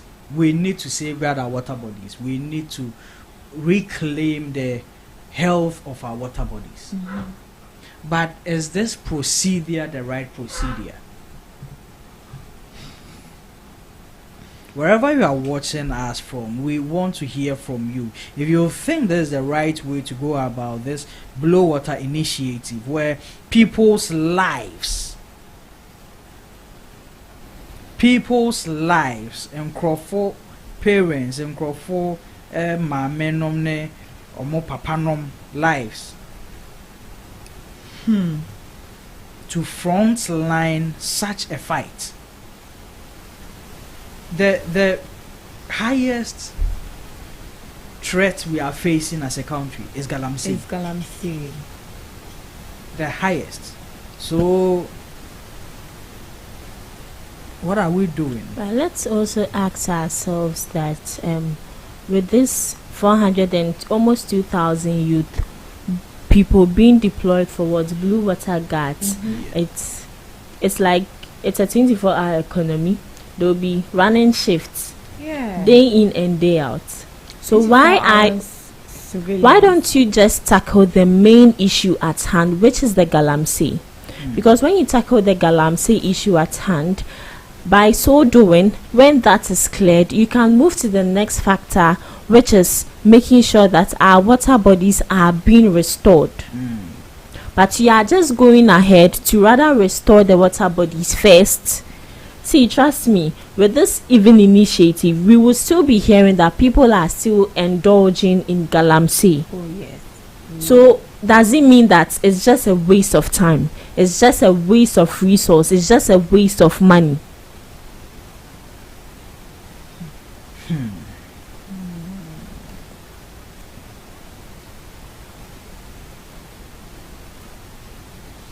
This is GhanaTalks Breakfast Show, your morning companion. I actually do not have much to say about this. I'm short of words myself because I mean there's not I something really do not that have much to say about this. I think the government is trying their best, but But their I think best is they not, need to be very strategic about it. honestly. They Yes, really that's the need word. to be very strategic That's the about word. it. That's the word. Very, very, very strategic. That's the word. We can't just be throwing in measures and mechanisms which are not going to. You need to go back to the fetch us in the drawing board fruits. and then do this Yeah. thing properly. Yeah, I mean, 'Cause- Charlie, sure. Look at just look at this one. or are they there to Look at this or one. are they there to protect See. the already destroyed water bodies from getting more destroyed? See, the whole thing is that. I mean, I should, if I see a guard, I should be scared. You Bob. Like what I'm seeing right now. Maybe they are doesn't David in scare the me. Bible. They'll be like David in the Bible. Charlie. We'll come back to this story. Come back with we are done.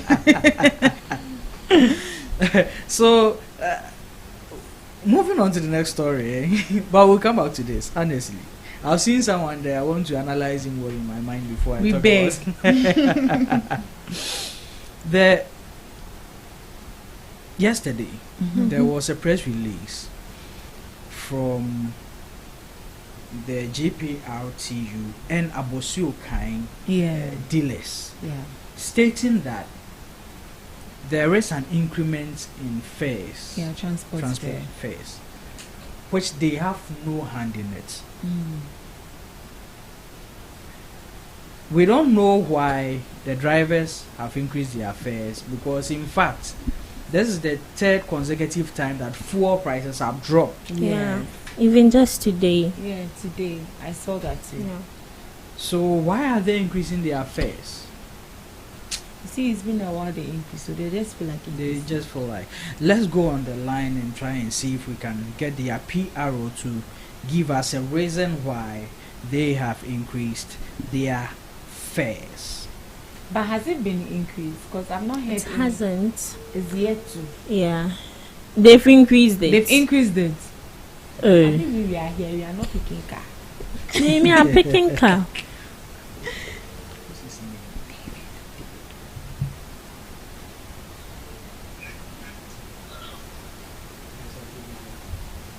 Okay. So it's something that I feel the reason why this Abosokan people feel that they don't have a hand in it.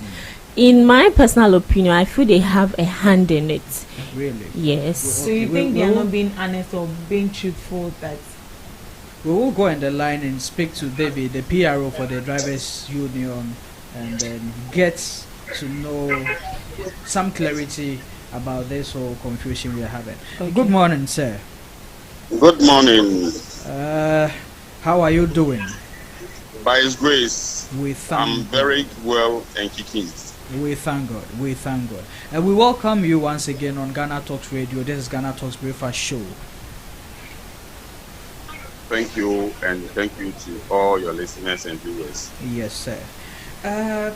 Yesterday, there was a press release from the GPRTU in collaboration with the Abosu Kind Dealers Association, which debunked a course taken by the drivers union in regards to increments of transportation fares. Please, first of all, I want to ask, has there been an increment in transportation? The answer is no. Okay. There is no any increment in transportation. Okay. The reason being, we have factors that enforce or that made us to increase transport fare. Okay. That's the lubricants, the fuel, the spare parts, Yeah. a unit cost of a car, and then stationery and printing. Okay. All those things have not increased or have not gone any upwards adjustment. Okay. So there is no need for us to increase transport fare. Okay.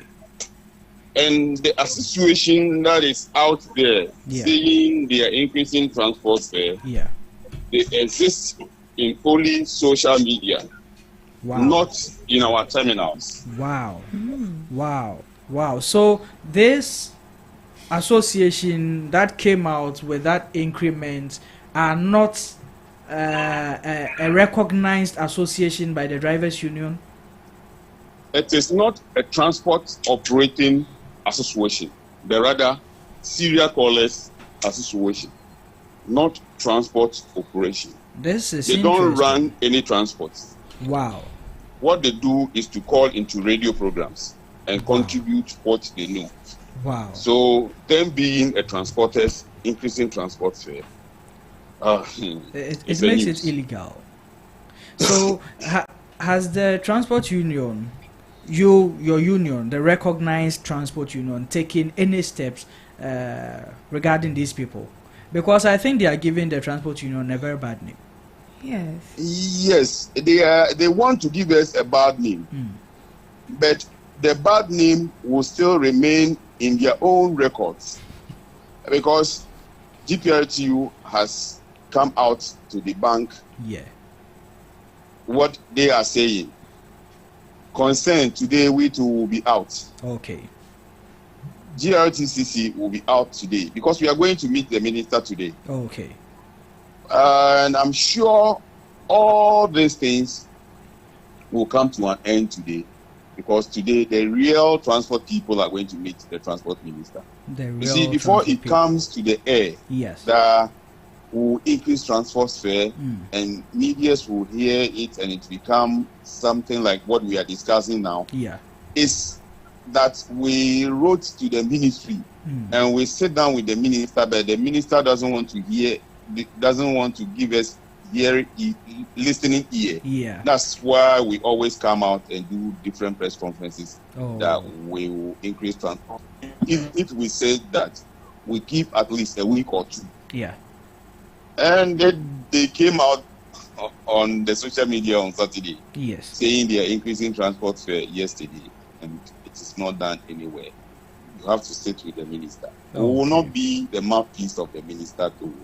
But this current minister have shown a little bit different, a little bit maturity than the past minister, because he have invited the transport operators twice.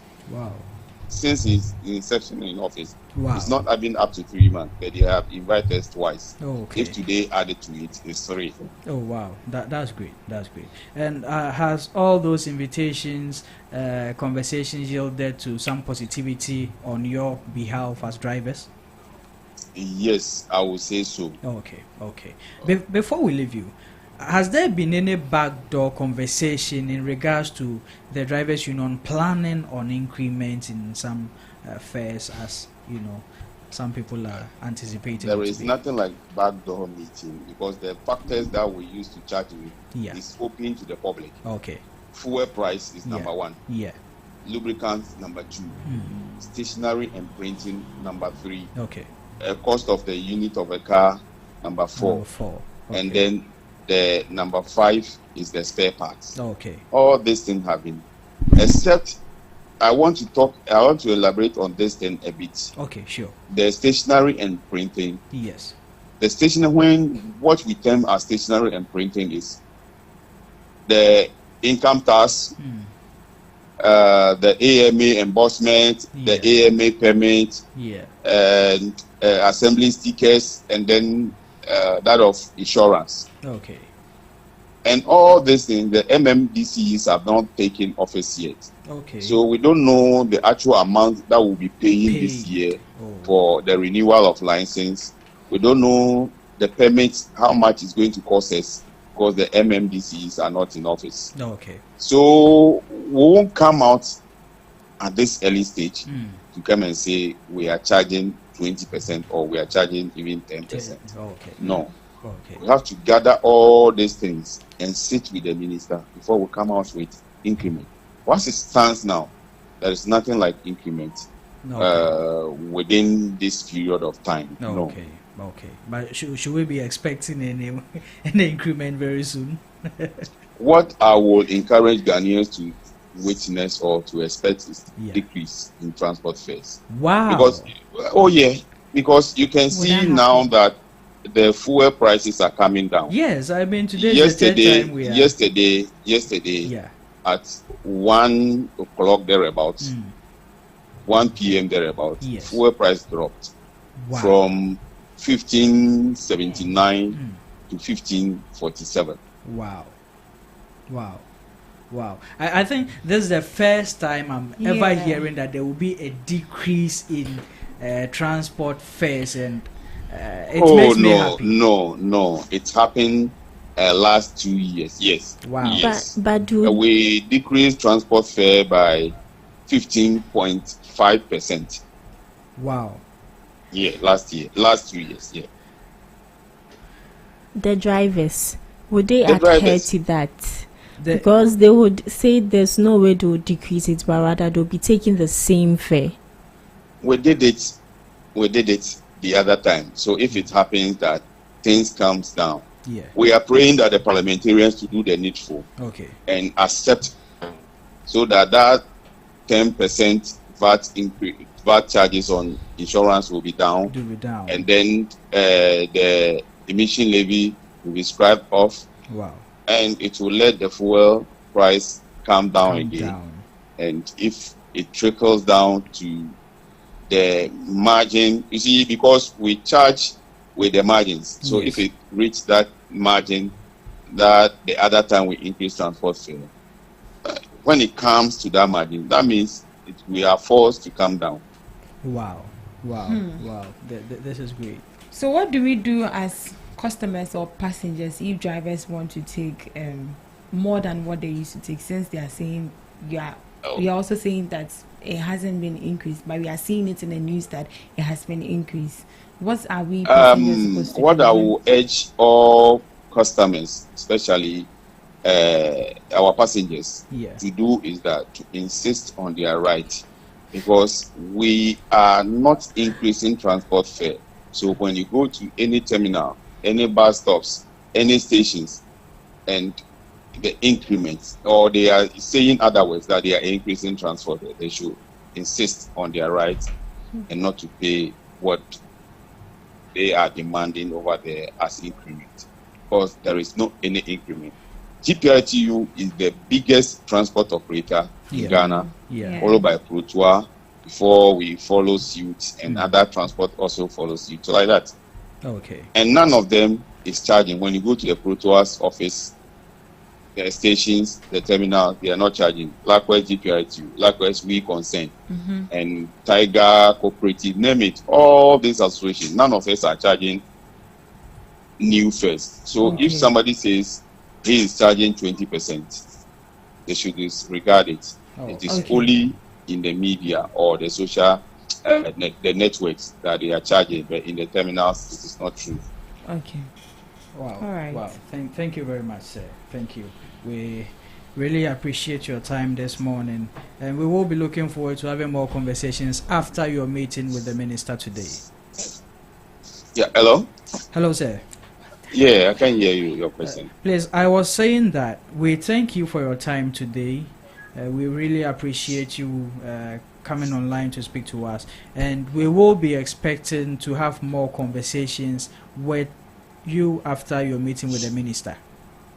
Thank you very much. But let me use your medium to wish my only daughter a happy birthday. I have 6 strong men, 1 lady. And the lady today happens to be her birthday. She is Ajo Kokwi Aguado. Simply put, Kaka. Oh, wow. Today is her 12 years. Wow. Yeah, We wish her a happy birthday. May God grant her the wisdom, the strength, and the courage to become whatever God has purposed for her life. Amen. And Amen. She will become a light for her father, her mother, and her entire family. Amen. God bless her. Is there any specific song she loves so that we can play it for her? Oh, the normal jingles, the happy birthday jingles. I'm okay with it. All right. We'll definitely do that for her. So, one more question. What time is the meeting going on with you and the Come minister? again? Please, what time is the meeting coming on with you and the minister? The meeting is around 1 p.m. thereabouts. Oh, okay. Yeah, 1 p.m. Oh, okay. What would the venue be? The usual place, Ministry of Transport. Wow. Okay. Thank God. We thank you too. And once again, happy birthday to your beautiful daughter. May she enjoy her years in all God's blessings. Thank you once again, sir. Thank you very much.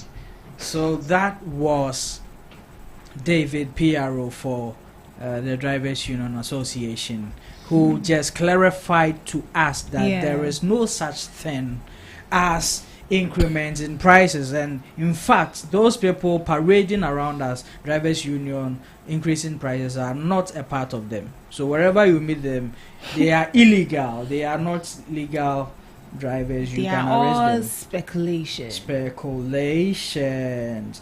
Now, we that was David.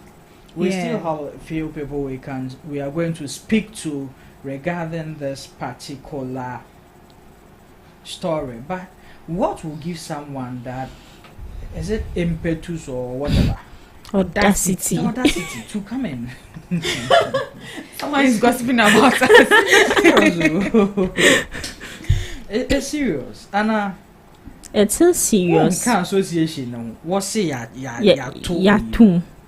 One say all kasano or say there are lots of factors that brings about the increment. He made mention of stationery and printing, income tax, AMA permit, and a whole lot, and also made mention of the spare parts. you as a driver, maybe you have a problem with a part of your car, you go, it's been increased, so aboka. Yeah. Into what also be making sure so better work no. So it's all also a contributing factor to it, and But I feel we should consider when it comes them. to increments of transportation fare, I think the major one has to do with fuel prices. And if fuel prices have decreased twice this year alone, then I don't even see why they will even increase transport fare. In as much as the spare parts, the printing, the stationery also play a big role. But what most passengers or most customers look out for before the increment of these of transport fare is fuel prices. Yeah. Okay. We'll be going on the phone lines to speak to the spare parts dealers association in Abosiokan very soon. To also hear from him. Maybe they are the reason why this confusion is coming on, because as the PRO for Drivers Union stated, one of the subjects they look at in increasing their prices related to the spare parts for their cars. So if possibly they have increased their prices, then maybe it can cause something like that to happen. But what he said, they haven't seen some before. Say that they are going to decrease, and the drivers they won't decrease it. Hey, what to be that? Well, they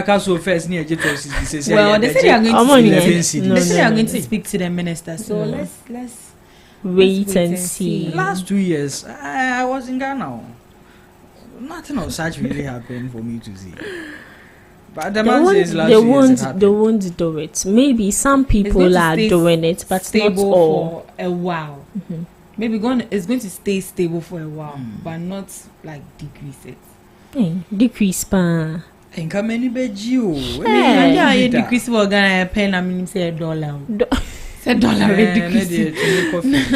Yeah, but the rest, the price is the price. Even if it is decreased. Even when you go to the market, you buy this phone for 500 cedis. The next time I'll be called Chroma or more 2,000 cedis. So they are told that he will come back and add more to the one he has already bought. So there's no way they would reduce it. They won't reduce anything. Well, let's just hope for the best. Maybe this time around things will be handled in a different way. Yeah. So yeah. We hope so. We are still trying to get the communications officer for the Spare Parts Dealers Association on the line to speak to him. But before that, there is another story. I know we are all waiting for the OSP story. We'll get it. Watch it. It will happen. That man there, where he is, he needs to be lashed. I know my rights. The Concerned Farmers Association has come out with a press release as well, saying that there's been an election held and they disregard that election. It was initiated by their former chairman. Former chairman? Yes. He's passing. He's passed and gone. So I believe that the person who should be setting the rules or who should lay out information to them should be the new one chairman. That is why they are disregarding it. Yes. Okay. Because they feel that this election wasn't appropriately structured and whatsoever. Like a whole lot of confusion going around that thing. And we all know how the farming industry has become, I don't know, but a major stakeholder in our economy now. So they don't want to play with their positions and all that, because if you don't elect the right person at the right position, it is going to affect a whole lot of people. True. Now we have a whole lot of youth going into farming, agriculture, and so they want to strategize their selves very well, and so we'll be going on the phone lines to speak to one of their directors to clarify these misunderstanding for us. So let's see. But what do you think about these things? Why would you organize an election when you know you are not supposed to? When you are not supposed to be the one to. Just in anymore. He's doing looking face because you are no longer in power. So what gave you that right to conduct that elections? Yeah. And when you were in power, what did you do to make sure that the person you elected or whatever plans you wanted to initiate, what stopped you from doing that? Is it that there's not enough time, or you were not just given that right to do that? Okay. Well, I feel the farmers had every right to disregard it since you are no longer in office. Okay. I don't see why you should conduct an election to bring someone else on board when you are not fit for that position to be the one to do so. Okay. We actually have their spokesperson on the line. He's a general farmer of Boatie. Oh, okay. So, good morning, sir. Good morning. Please, how are you doing? I'm good. Yes, sir. We welcome you once again on Ghana Talks Radio. This is Ghana Talks Breakfast Show. Thank you very much. Yes, sir.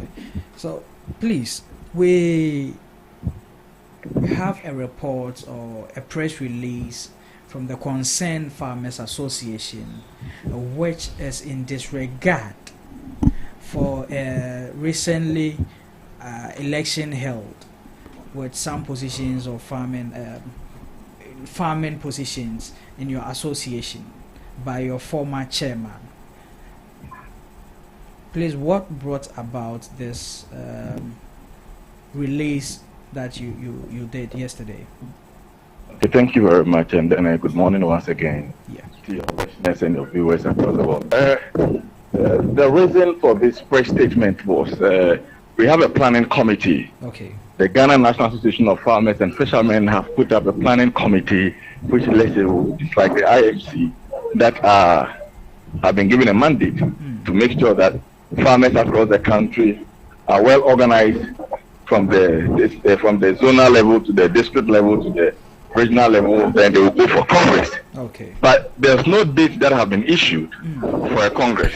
Okay. But all of a sudden, what we heard was there was an election somewhere at Mungwa, which the former, the Greater Accra chairman, his term of office is over. Yeah. So he needs to write a report to the secretariat for which to know that this is A and B. But at the end of the day, he haven't done that.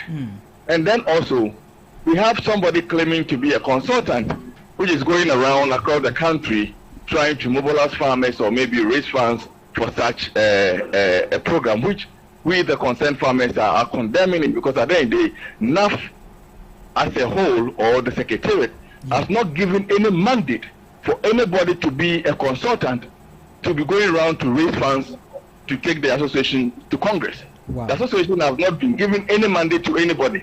So what they did is, one, unconstitutional, and then two, using the name of the association going around here and there is criminal. Wow. So we're trying to inform the general public that they should stay away from this, and then they shouldn't accept the elections or whatever that happens. That was the day that there was the election was being held. Yeah. Okay. That is great.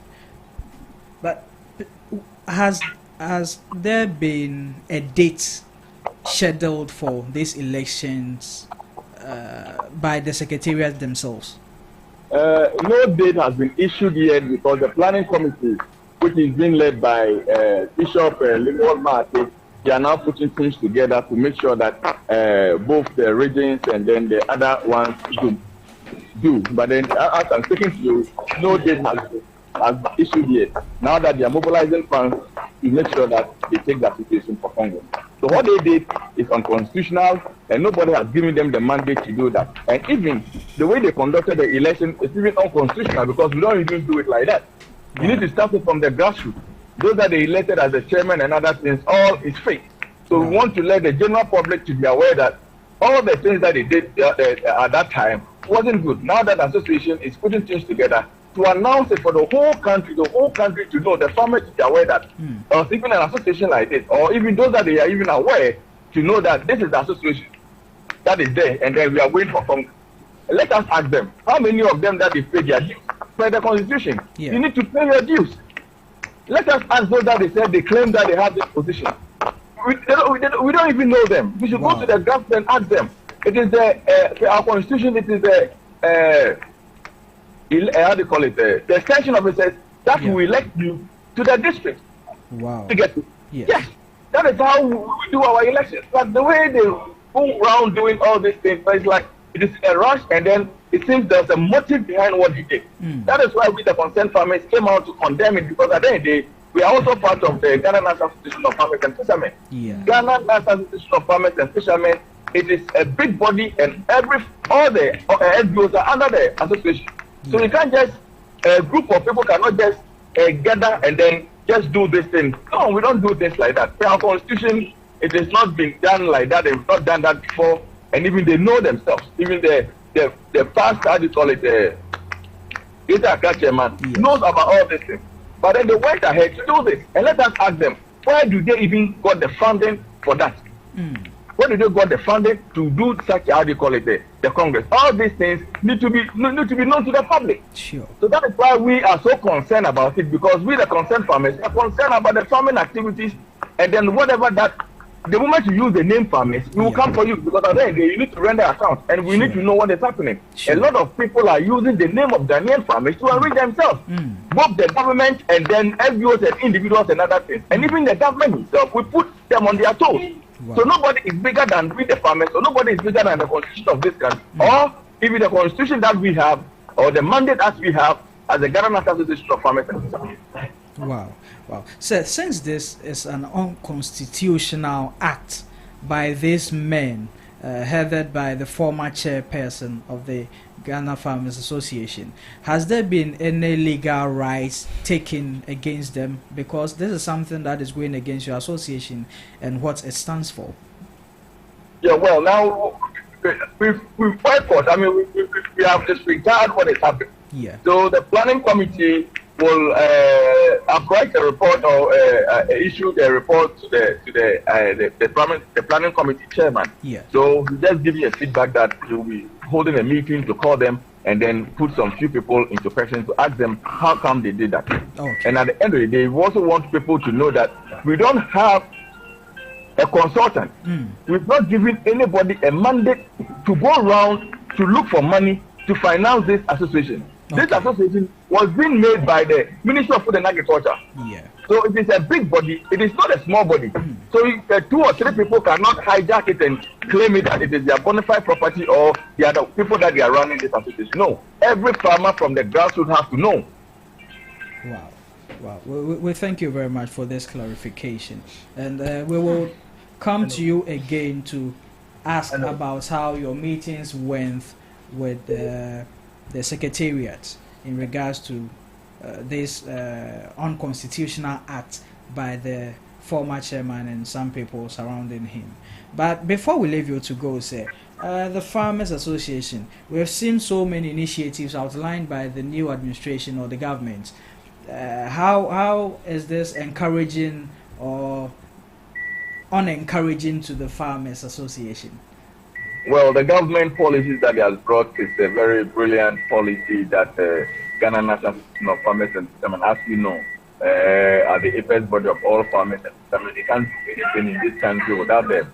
So the secretary, who is now the planning committee chairman or the IMC chairman, is pushing things to meet the Ministry of the Agriculture to say that the program that they've announced, or maybe the government project, will also take part of it and then make sure that the farmers from the grassroots level was the benefit. So that is what Reverend Limol Kwashimati, he is now the current IMC chairman, or let's say the planning committee chairman. Okay. He's the one that is pushing this kind of project. Okay. So in all, the farmers believe that these policies and initiatives are in the right direction, which will go a long way in helping the farming community of Ghana. Yeah, it will be a long way, and it will be good if farmer groups have been invited or farmer groups are part of it, and if the Ghana National Association of Farmers and Fishermen are part of this kind of program, because if we are not part of it, it will not succeed. Like the planting for food and jobs like this. We're not part of it, so see how come it was.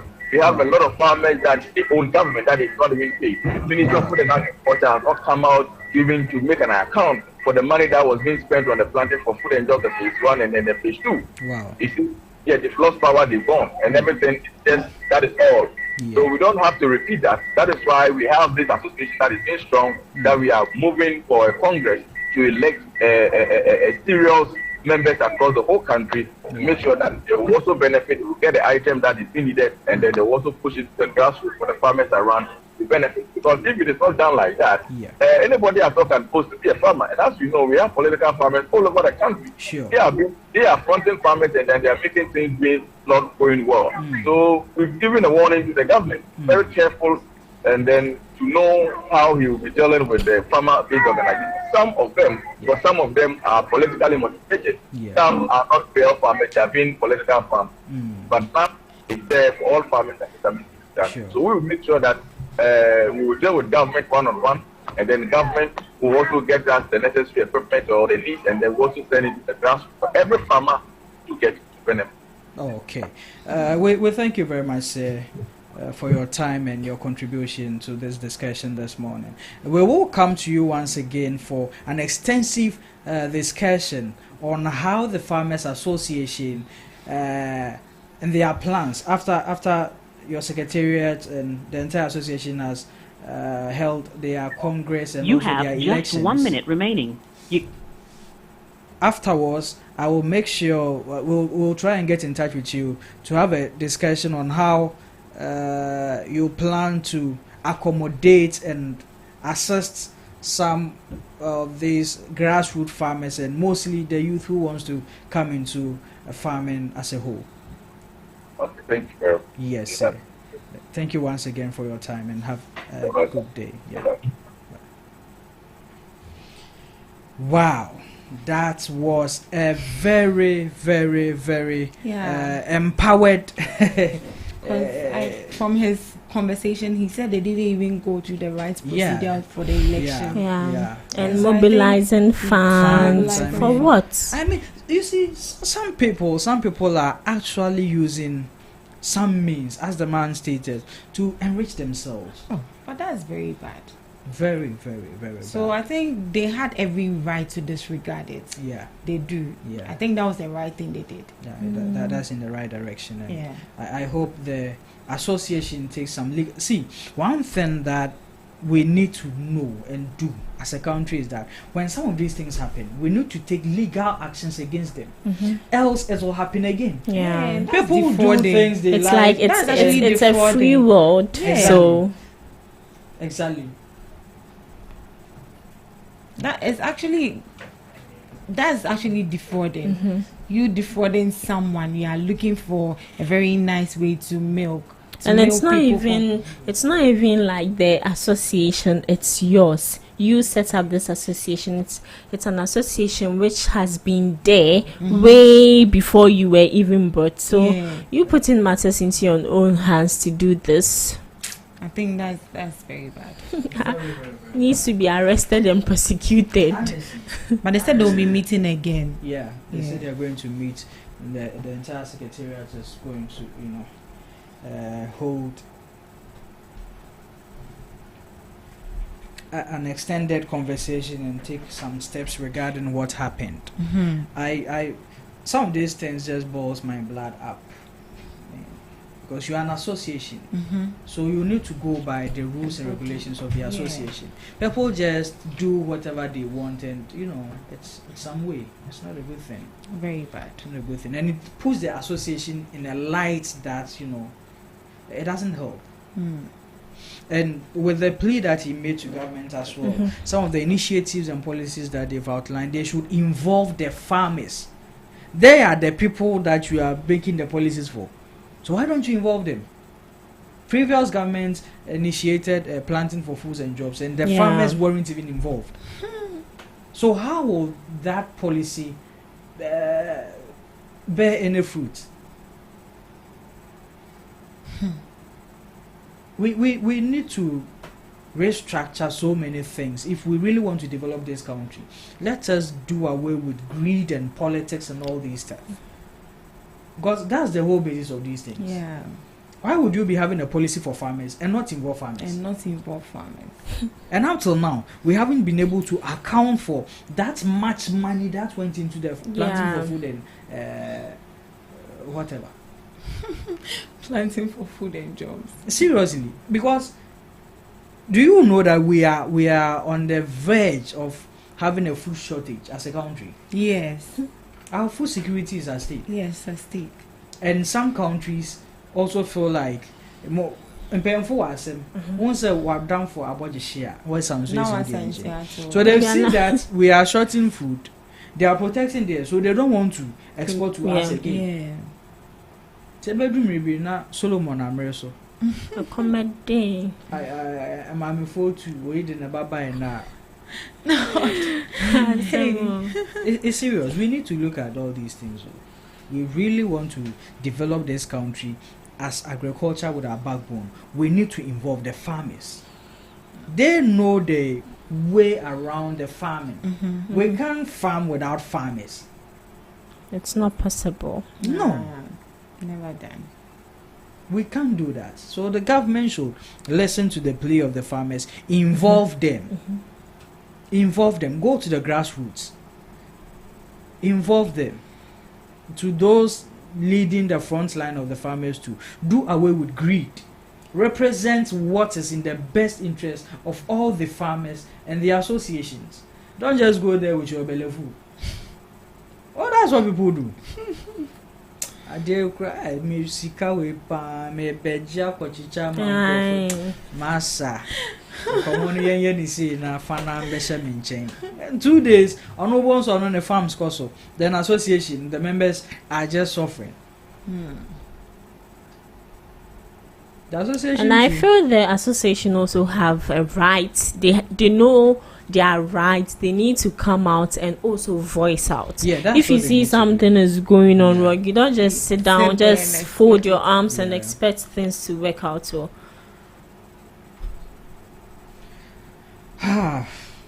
let's do our last topic and then move on to the next segment. Now, last one, I know all of you have been waiting and waiting and waiting. yeah. Which is it the biblical man?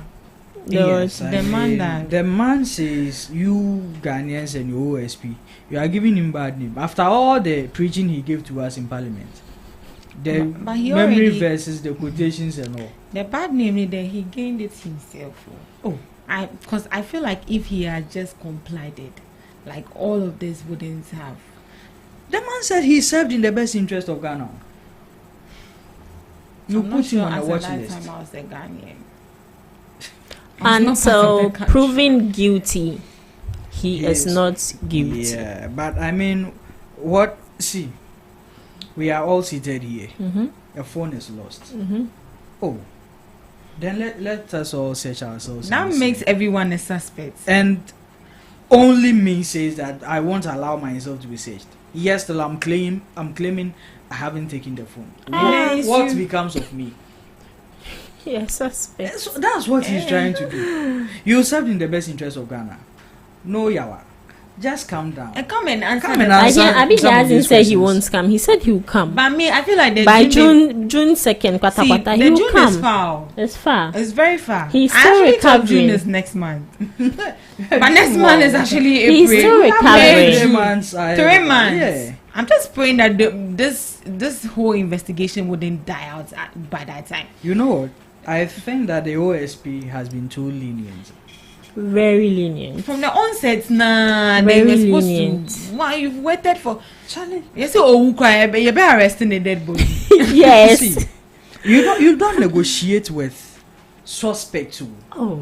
No, you don't negotiate with them. You took him off because what? In good faith. In good faith. How can you say that? After you took him off, he came out and said that he first sued the policeman who went raided his home. That is it's acceptable. Because I feel like that's you infringing on my rights. He said his workers were traumatized. Yeah, true. So the people who received haircuts they were not traumatized. Some even died. Some had their businesses collapsed. Like shattered. The banks that you closed, they weren't traumatized. Just 30 minutes raid in your home. Mm-hmm.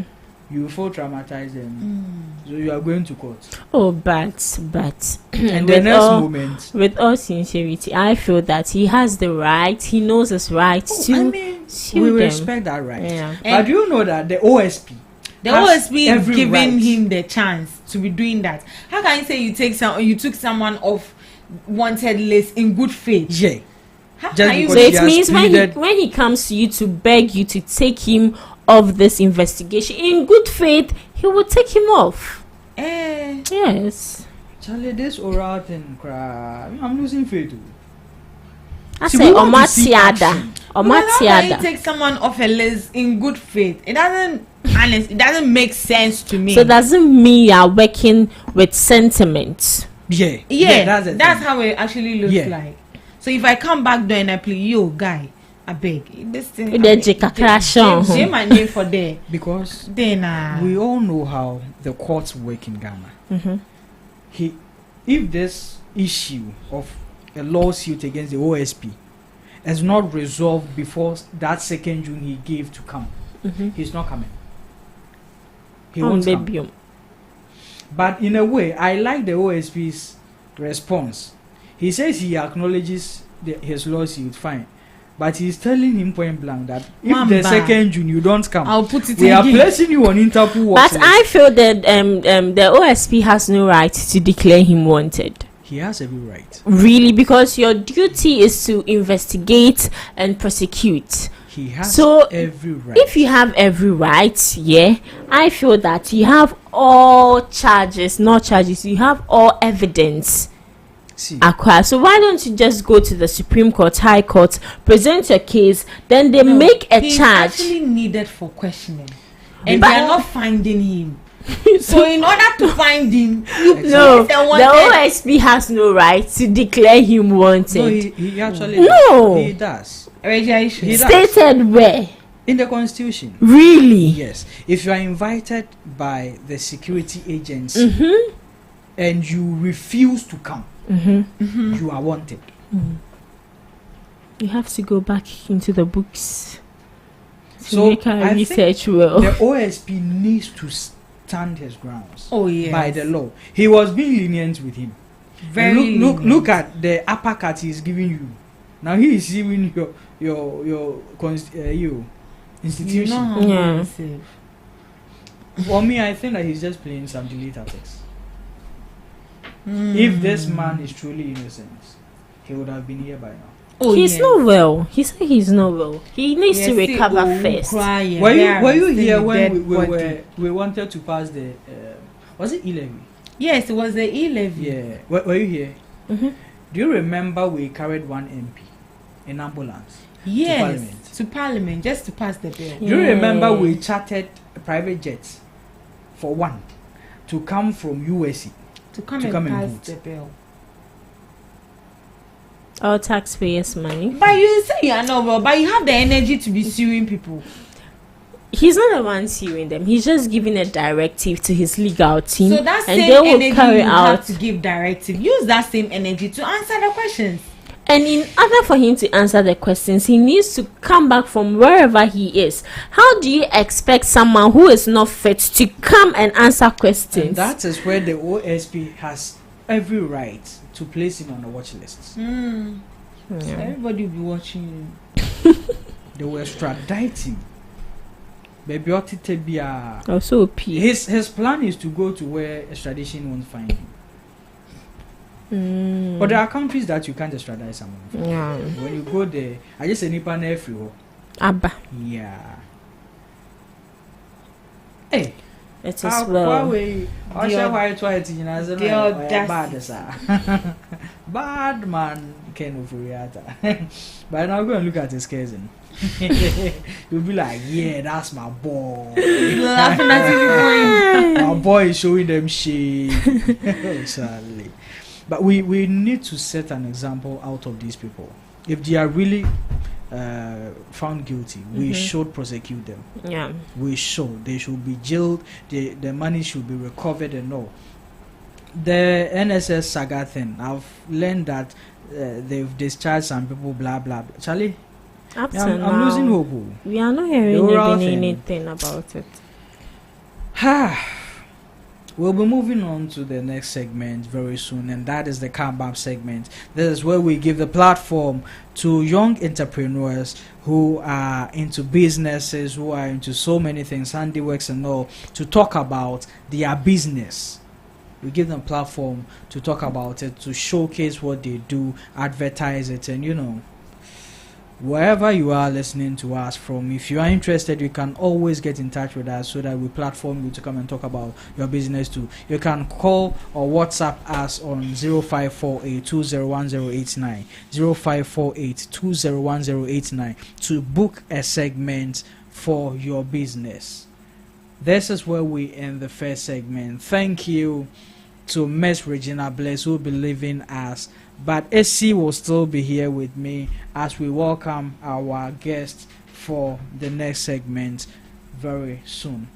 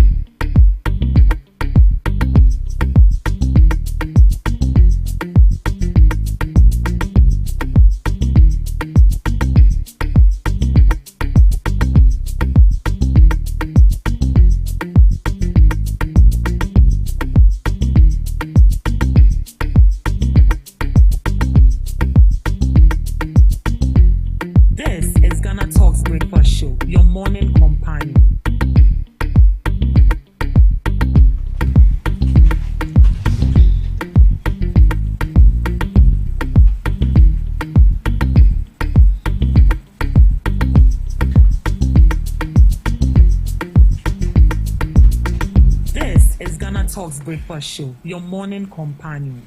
This is GhanaTalks Breakfast Show, your morning companion. This is GhanaTalks Radio, where Ghana talks, where Ghana listens.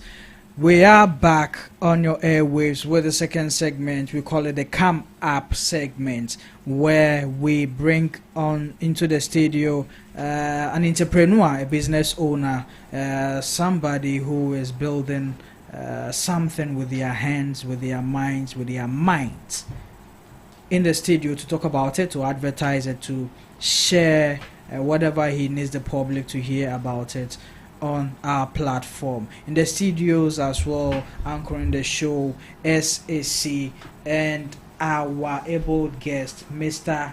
Gade Benjamin. I hope I got the name right, sir. Yes, please. Yes, so good morning, sir. And we welcome you on GhanaTalks Breakfast Show, the Come Up segment. Yeah, sure. Thank you. First of all, big ups to the Almighty God. Yeah.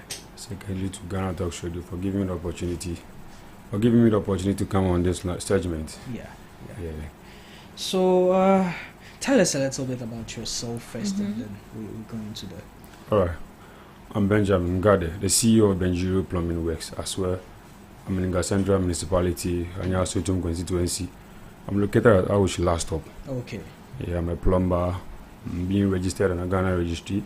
And I have a case. I have apprentice. Oh, wow. Who I'm training them at Awushi Last Stop. Even today, I'm recruiting a new apprentice as well. Wow. Yeah. I'm an entrepreneur too. And I have a foundation too, Stay Focused Foundation. Stay what? Stay Focused Foundation. Okay. Yeah, helping the needy. Those who are in need. Yes, of course. I'm in need. This morning, since Saturday, I haven't eaten. Really? Yes, this lady here, she doesn't want to help me. Look at the spectacle. All the food. Does it look like he's in need? I'm in need. Look at his dress. Does it look like he's in need? I'm not sure. Hey. Thank you. You are racist. Oh wow, Benjamin, that's nice to hear. Even the fact that you are recruiting people, yes, creating employment for people. One of our biggest headaches as a country has been unemployment. So creating your own business, taking people under your belt, raising them. Charlie, kudos to you first of all. And in case if I'm in school, I know to do an attachment to when you link up, I'll try my best to help you as well. Wow. Oh, Yeah, so you because- actually take in people to come and have their Yes, attachments. please. And TVET at Shashi, our ex-vice president Baumia, Yeah. they have some TVET at Shashi. They gave me some 2 kills as well. And I've trained. The one is in Dubai right now. Wow. Yeah. Charlie. Oh, that is quite impressive. You see, the informal sector, I feel they are cashing out more than the formal sector. Oh, don't you agree with me? Why are you laughing? Don't you By agree next with me? month, I will try and resign from. No, Yeah, you're not yeah, resigning. yeah, No, you yeah. can actually add it as a I side can- You job. can do As I part was time saying. where maybe for Saturdays and Friday. Oh yeah, I think that will go along. The people are cashing the way out. you're laughing, don't you agree Or, that the informal sector, you guys are doing much better? it like- depends. Right now in Ghana here, there is an adage in Ghana because people feel like going to school is far better than being using and having a handiwork. Yeah. But I remember when I was in GHS, we choose technical school and they were teasing us. Yeah. Yes, what born I choose Oh. technical school. Yeah. But today, I can really boast say, yeah, I didn't go to SHS. I dropped out from 1. Oh, okay. I was a total mate, and I feel like Charlie Scanner Band is something. I have to start plumbing. Today, my company is being registered in the Ghana registry Wow. as well. So You have people that you are training as well. yes, please. You have a foundation that you are helping the The needy. community. Yeah. Oh, that's Oh. nice. Tell us about what inspired you into becoming a Yeah. plumber in the first place. First as well, it's not easy to become a master today in Ghana here. It's not easy as well. Big house once again to my Teresa, a J-boy wherever he are. May God bless him. He's not alive because I was in the village. There was no help from anywhere. So one day I went to the bar. I mean, wakekeeping in villages. There is no party, so you call something wakekeeping. Oh. So I was like, this man met me and said, I want to help you. I want to take you to the city in Accra so that you can learn a handiwork. I swear, there was Like- no hope. That he just met you. Yeah, I don't know him anywhere You don't because know I was me very well. stubborn in that village at that time. But then, Wow. yeah, so Was one thing. I can't be say, unumide nyame betimi aye. Wow. Maybe I need a soon, you know. Yeah. I want to nyame a fiba. So then I have only 3 friends, my best friend, and then I come pay. Really? So I came into the city. It was not easy as well. So I'm coming. If, for instance, maybe you hadn't met Missed this this man. man. Yeah, Kabana de Maube 20. Every grand kawaka now As well. Yeah. So we school na 16 then. Why party ya akokono munsan na then. Oyare second one so na say galamsi no koto pitim na uye. So I was like, hey, so if I was in the village by now I was coming so maybe I know me I'm feel. sure you'll be following Yeah. them too. It wasn't easy. I started it at Awushila stop. So right now when you reach That was where the man brought Yeah. you. when you reach Awushila stop and you mention CEO as a kid, everybody knows me. CEO. CEO. Yeah, and this life too, I've learned that you have to respect people, appreciation, respect what you have, appreciate what you have. In all, give thanks to the Almighty, pray as well, don't joke with the Almighty.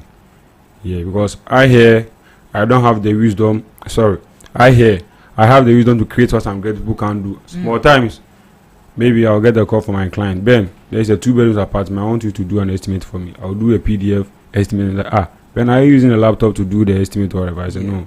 God Almighty give me those wisdom to create what some people can do. So always, I used to teach people, I don't have the knowledge, maybe a school knowledge, but I have the wisdom to create what some people can do as well. Because I'm trying my best to do some small DJ in the house, small time, like all DJ rock, and I say, oh, small time, Yeah.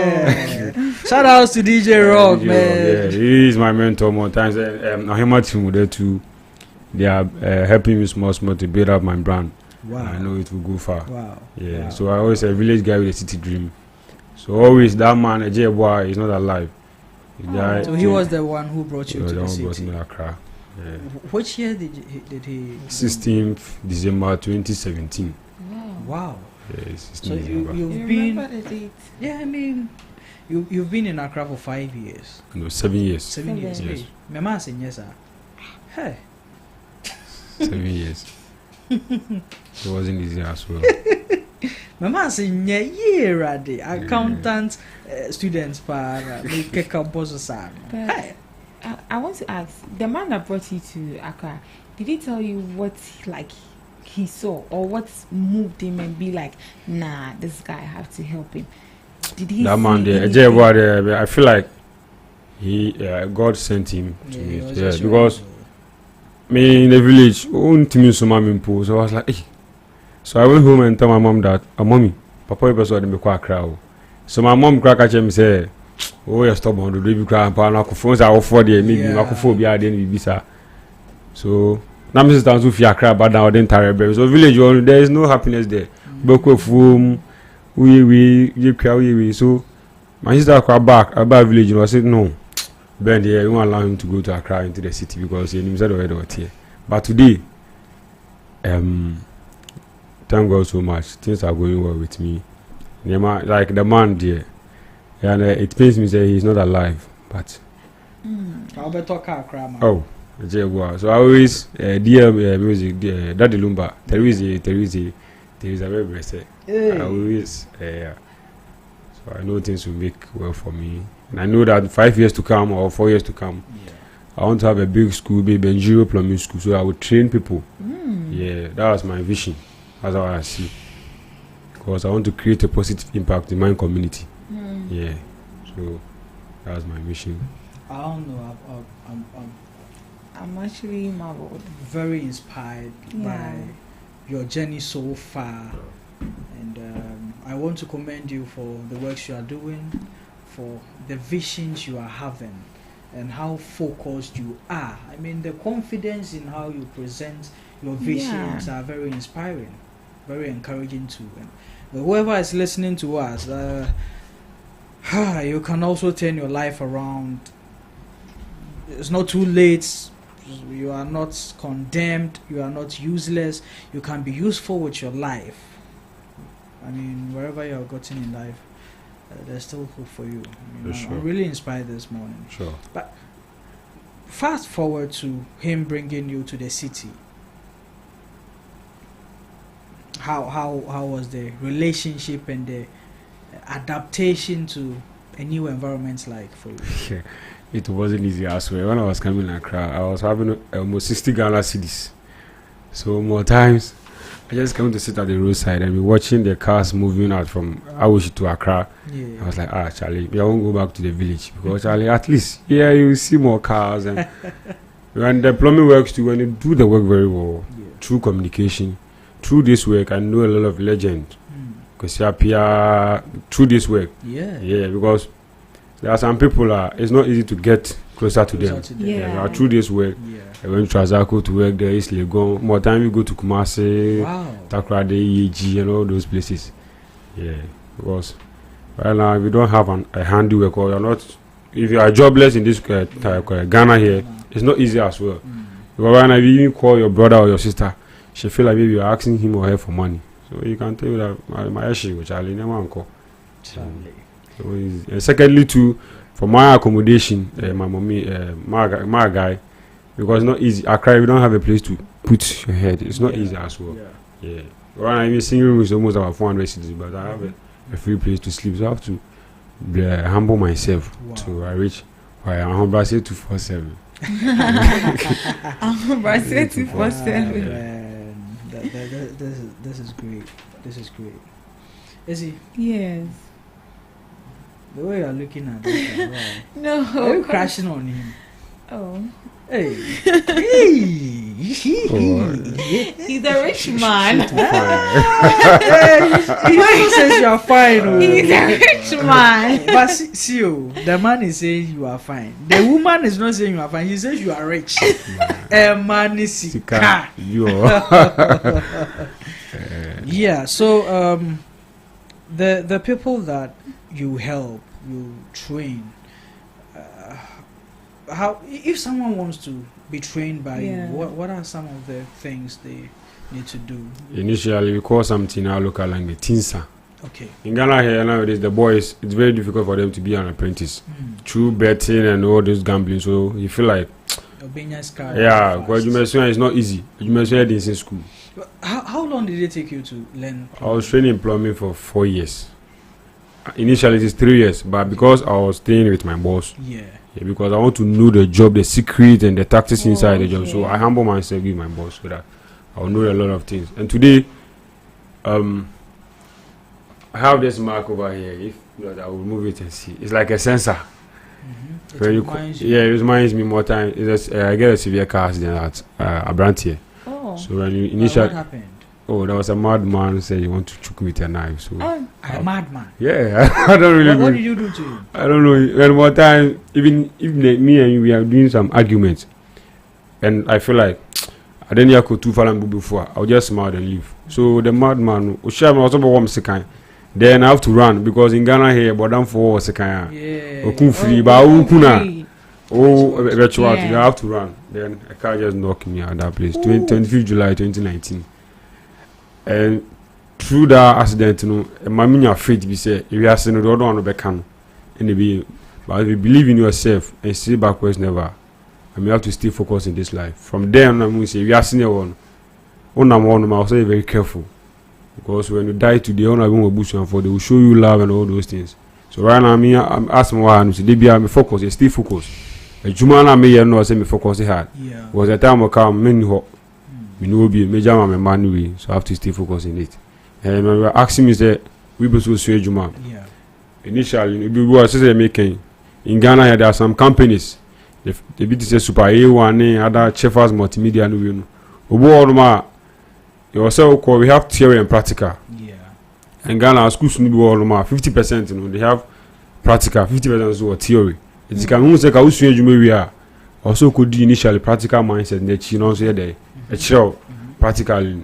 Fansebia GhanaTalks radio my friend me say adibu amaba be DJ rock say be meet me but me di nature be chem nyama na dey o muni but because of sikani brain enviness into be di we chia who how to join, how to fix the BC, how to fix shower now you say who adwuma no so that make can adwuma is like a spirit do kuma so bro wan say my boss now chill nema 1 or 2 be na dey utimi film initially 3 years but if you want to do an attachment 2 years or 1 year and it depend the person that who swing adwuma no boy low learner boy so high learner but me say ni there home brasier na dey be american baby abeko be other home brasier dey ekwa e be church na be it's 2 years it be 3 years be 4 years be see 1 year because adwuma ni swing we Yeah. right now my boss but more time you my bound chan obi my film adwuma some me ma me ba obi aben ni see ya nka be bo me swing bi dey afi na me ka say youth na tax bet ni we o anything no say we still time but our bro wan see we do our last stop see we are see you for see you they give me the respect and how you brand yourself. Yeah. So always a quality brand that you can put your trust on. That's my motto. Okay. Yeah. Okay. So sorry, you have Oh, something. you can go. Bye.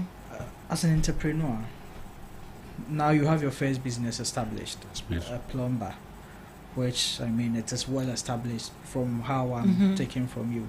You are training people and all that. Do you have other plans to do other businesses in Aside the accordance to- plumbing. Yeah, of course. Initially, as I said, I want by 2-3 years to come. I want to open a plumbing school. Okay. Now I will employ people to teach them, and I will be the boss. Initially, imagine I have a contract, then I'll connect to the employers. So and in the morning we do a theory on the board. Yeah. Well, maybe not right now. Maybe some years to come, I have to get a store or so that register the school too. They have more students, and I know it will come true. Yeah. The dream will come true too. So by 2-3 years to come, I will do that. Wow. Yeah, I will do We'll that. be there to Yeah, support you. sure, then. sure. So all your dreams as an entrepreneur, it's linked to the plumbing aspect alone, or you have other diverse. Only the plans? plumbing. Only the Only plumbing. Yeah. Okay. But initially, I want to, as a craftsmanship worker, right now, not plumbing alone, we have electricals, tiling, POP, because it's a company. Yeah. Yeah, so we are in together. Okay, so Yeah. you are in partnership with other people. Yes, please. So if let's say someone wants a construction company, Yes, please. even if it gets in touch with you, you have all these other people Yes, who please. will Bring come on in. board. Yes, please. Wow, Yes, please. wow. What's the name of the company? Benjiro Plumbing Works. Benjiro Plumbing Works. Works. But 5 years to come, we change the name to Benjiro Plumbing Engineering because we have been having electrical, POP, and all those things. Yeah, but initially, it's Benjiro Plumbing Works. Okay. Yeah. The dream is to make it an engineering firm. Yes, please. How, Charlie? So how do you handle competition? Because you know definitely you're not the only Sure. plumbing guy. Sure. That's why I said a quality brand that you can put your trust on. And I always say to my clients, my consumers, building a new project is better than doing a renovation. And in Ghana, in Africa, we prefer the cheap ones than the higher one, Than the the cheap higher. labor. Yeah. So when you call me to come and do an estimate for you, I don't go for the maybe so the Juma and some farmer. I go for the quality ones. So more times a plumber with a guy or a tunu. If you make sure to buy the quality product than buying the cheap one, then 2-3 days to come, you will now call Mr. Ben. The tap you bought for me it has been broken. You call me again. I have to charge you again for maybe the labor or whatever. But meanwhile, you buy the quality one, you will be free from renovation. So as for the competition aspect there, me obi ni mi ko challenge that. Ejuma me se me nya me aha send it here. But as part of your work, do you do consultation as well?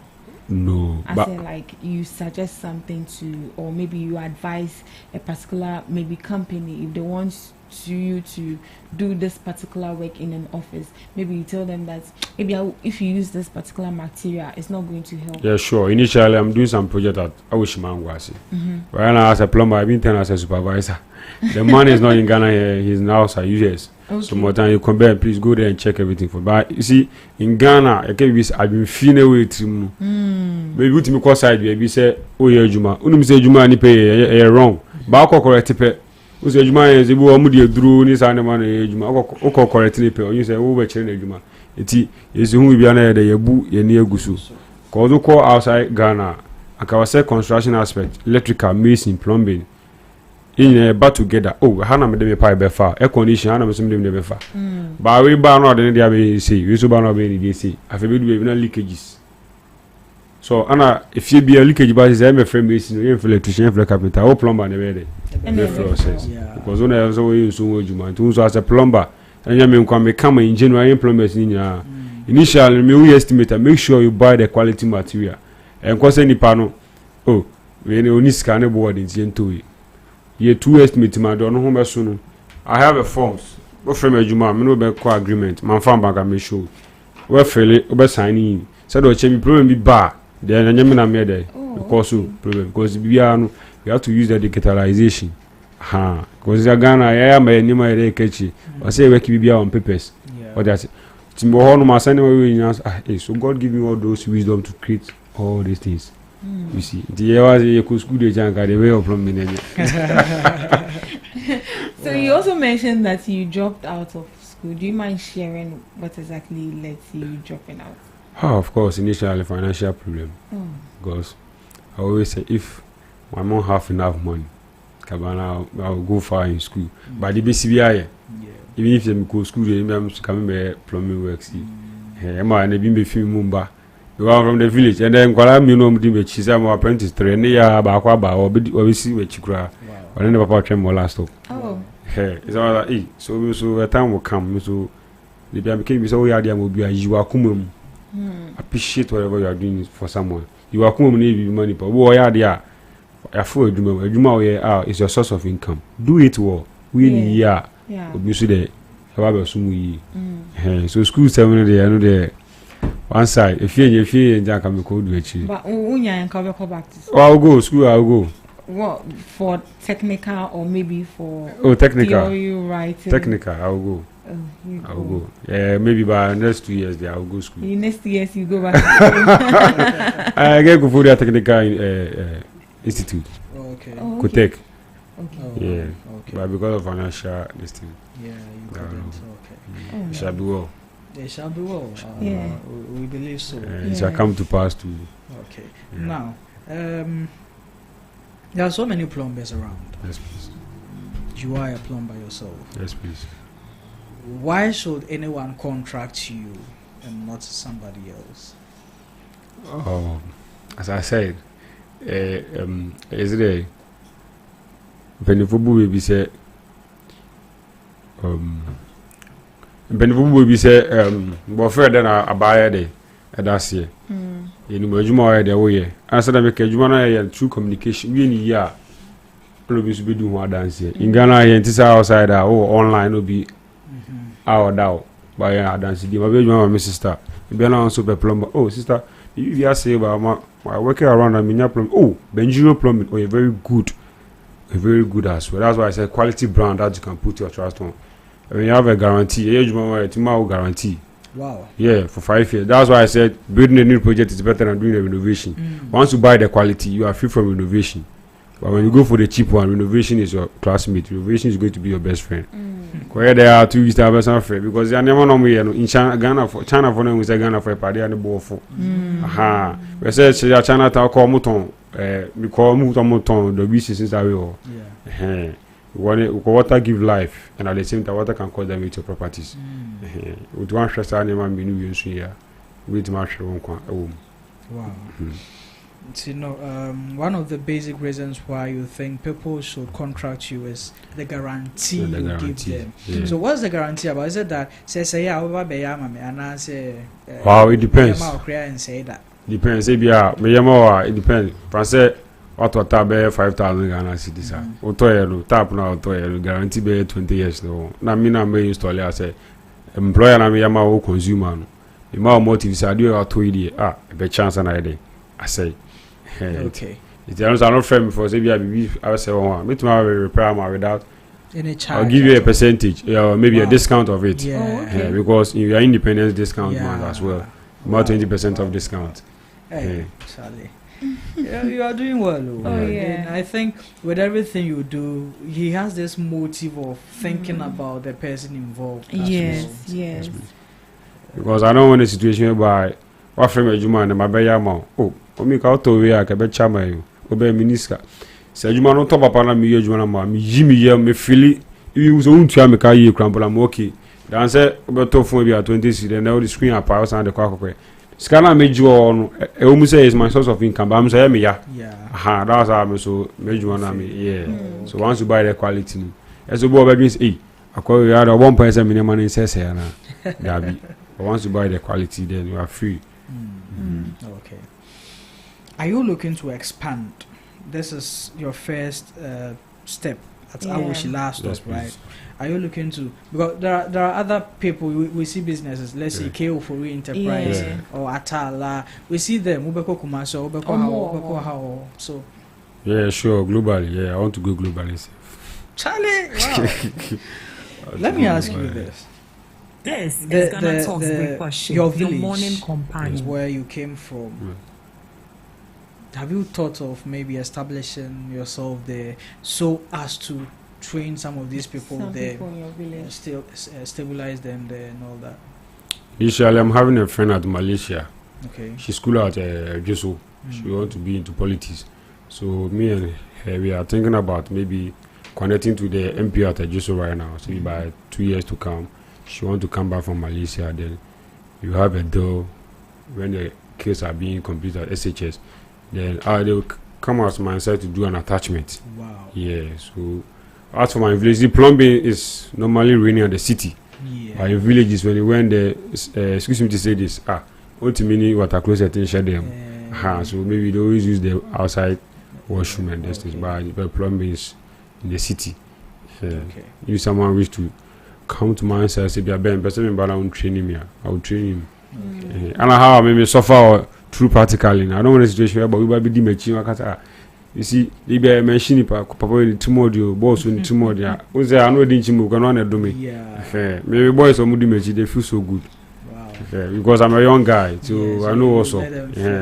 Friday night, crowds in the Omukot. I know the adventure. It was been a kind of say, oh, yeah, my somebody, oh, you know, you have your master. I said, baby, Tandia, massa, maybe a papa, you be walk with your chicken. Oh, yeah. I don't even know. I'll come here. I don't even feel Oh, yeah, sure. Okay. I was so far. I've been very inspired by your story.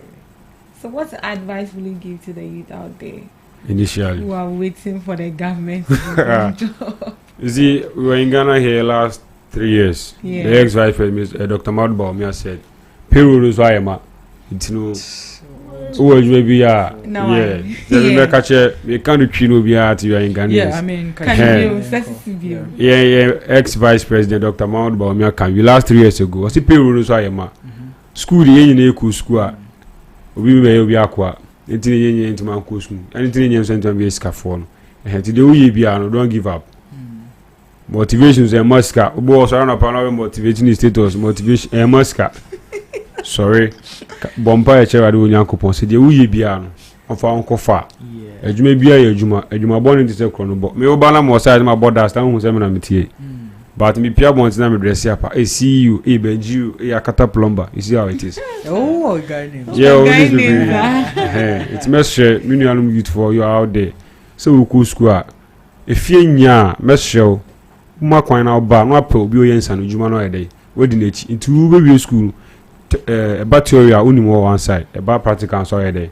Whoa, and feel shy. And only scan like a poor background unia, as well as she. Oh, Messi, Meta mini girlie, Sicasa Mantio. Oh, but two a crowd on one, 7 years old is a Muquin crown of Ibede, a bit which. What's that? Muquin crown, we bear a video which. Maybe I'll be and don't give up. We already did the on your fair crowd, was not shining at least. Kakra on daddy number can sika no amoja ede enihu te juma bia o ye bia don't give up ni nyina nyamesuru be bomba cherry ade you bo on wo nkwa so but true so nyame ejuma so ede cost pepepe e mo bi na da se bet in chale ko illuminati bi chale sika drubi wa sisi azan ejuma so nsan me tie e common me so na pa one system we appreciate what you have. Appreciate what sika ibri edi ko fo be bri akodu be bi omo ye de omo what I say see my be CEO there so we CEOs now on so I hwe me so na no pay ya and found so CEO into adwuma no ate ada bo we bi adwuma no ate ada also money ko adwuma ne de now you free to workers no but won feel because I no bi adwuma no am na feel I also bi adwuma ne how adwuma no boka ka account adwuma no gu o no be ka so ko Friday akwa adwuma na also you bi so ayo bi adwuma so ayi wiyam na ye adwuma ni en ka se adwuma no nya wo de enti usumo bi ya obi so Friday ba sumu yi de bia futu master de mame no ase ben adwuma no sumu yi obi so be be sumu yi sikakra mo ka chemi nua no mketo me de amo ba no ha na mo nja social media influencers no adwuma ho bi adwuma mo bi no si TikTok no ye video wonya free data wonya free wifi nti any how but we ni ya be de we bo hey don't give small money chance adwuma hey don't give small money then save money so that money will save you to when you are in big trouble. Because and then if you from buy moja back and they say blood is more thicker than water, but never to just say water is more thicker than blood.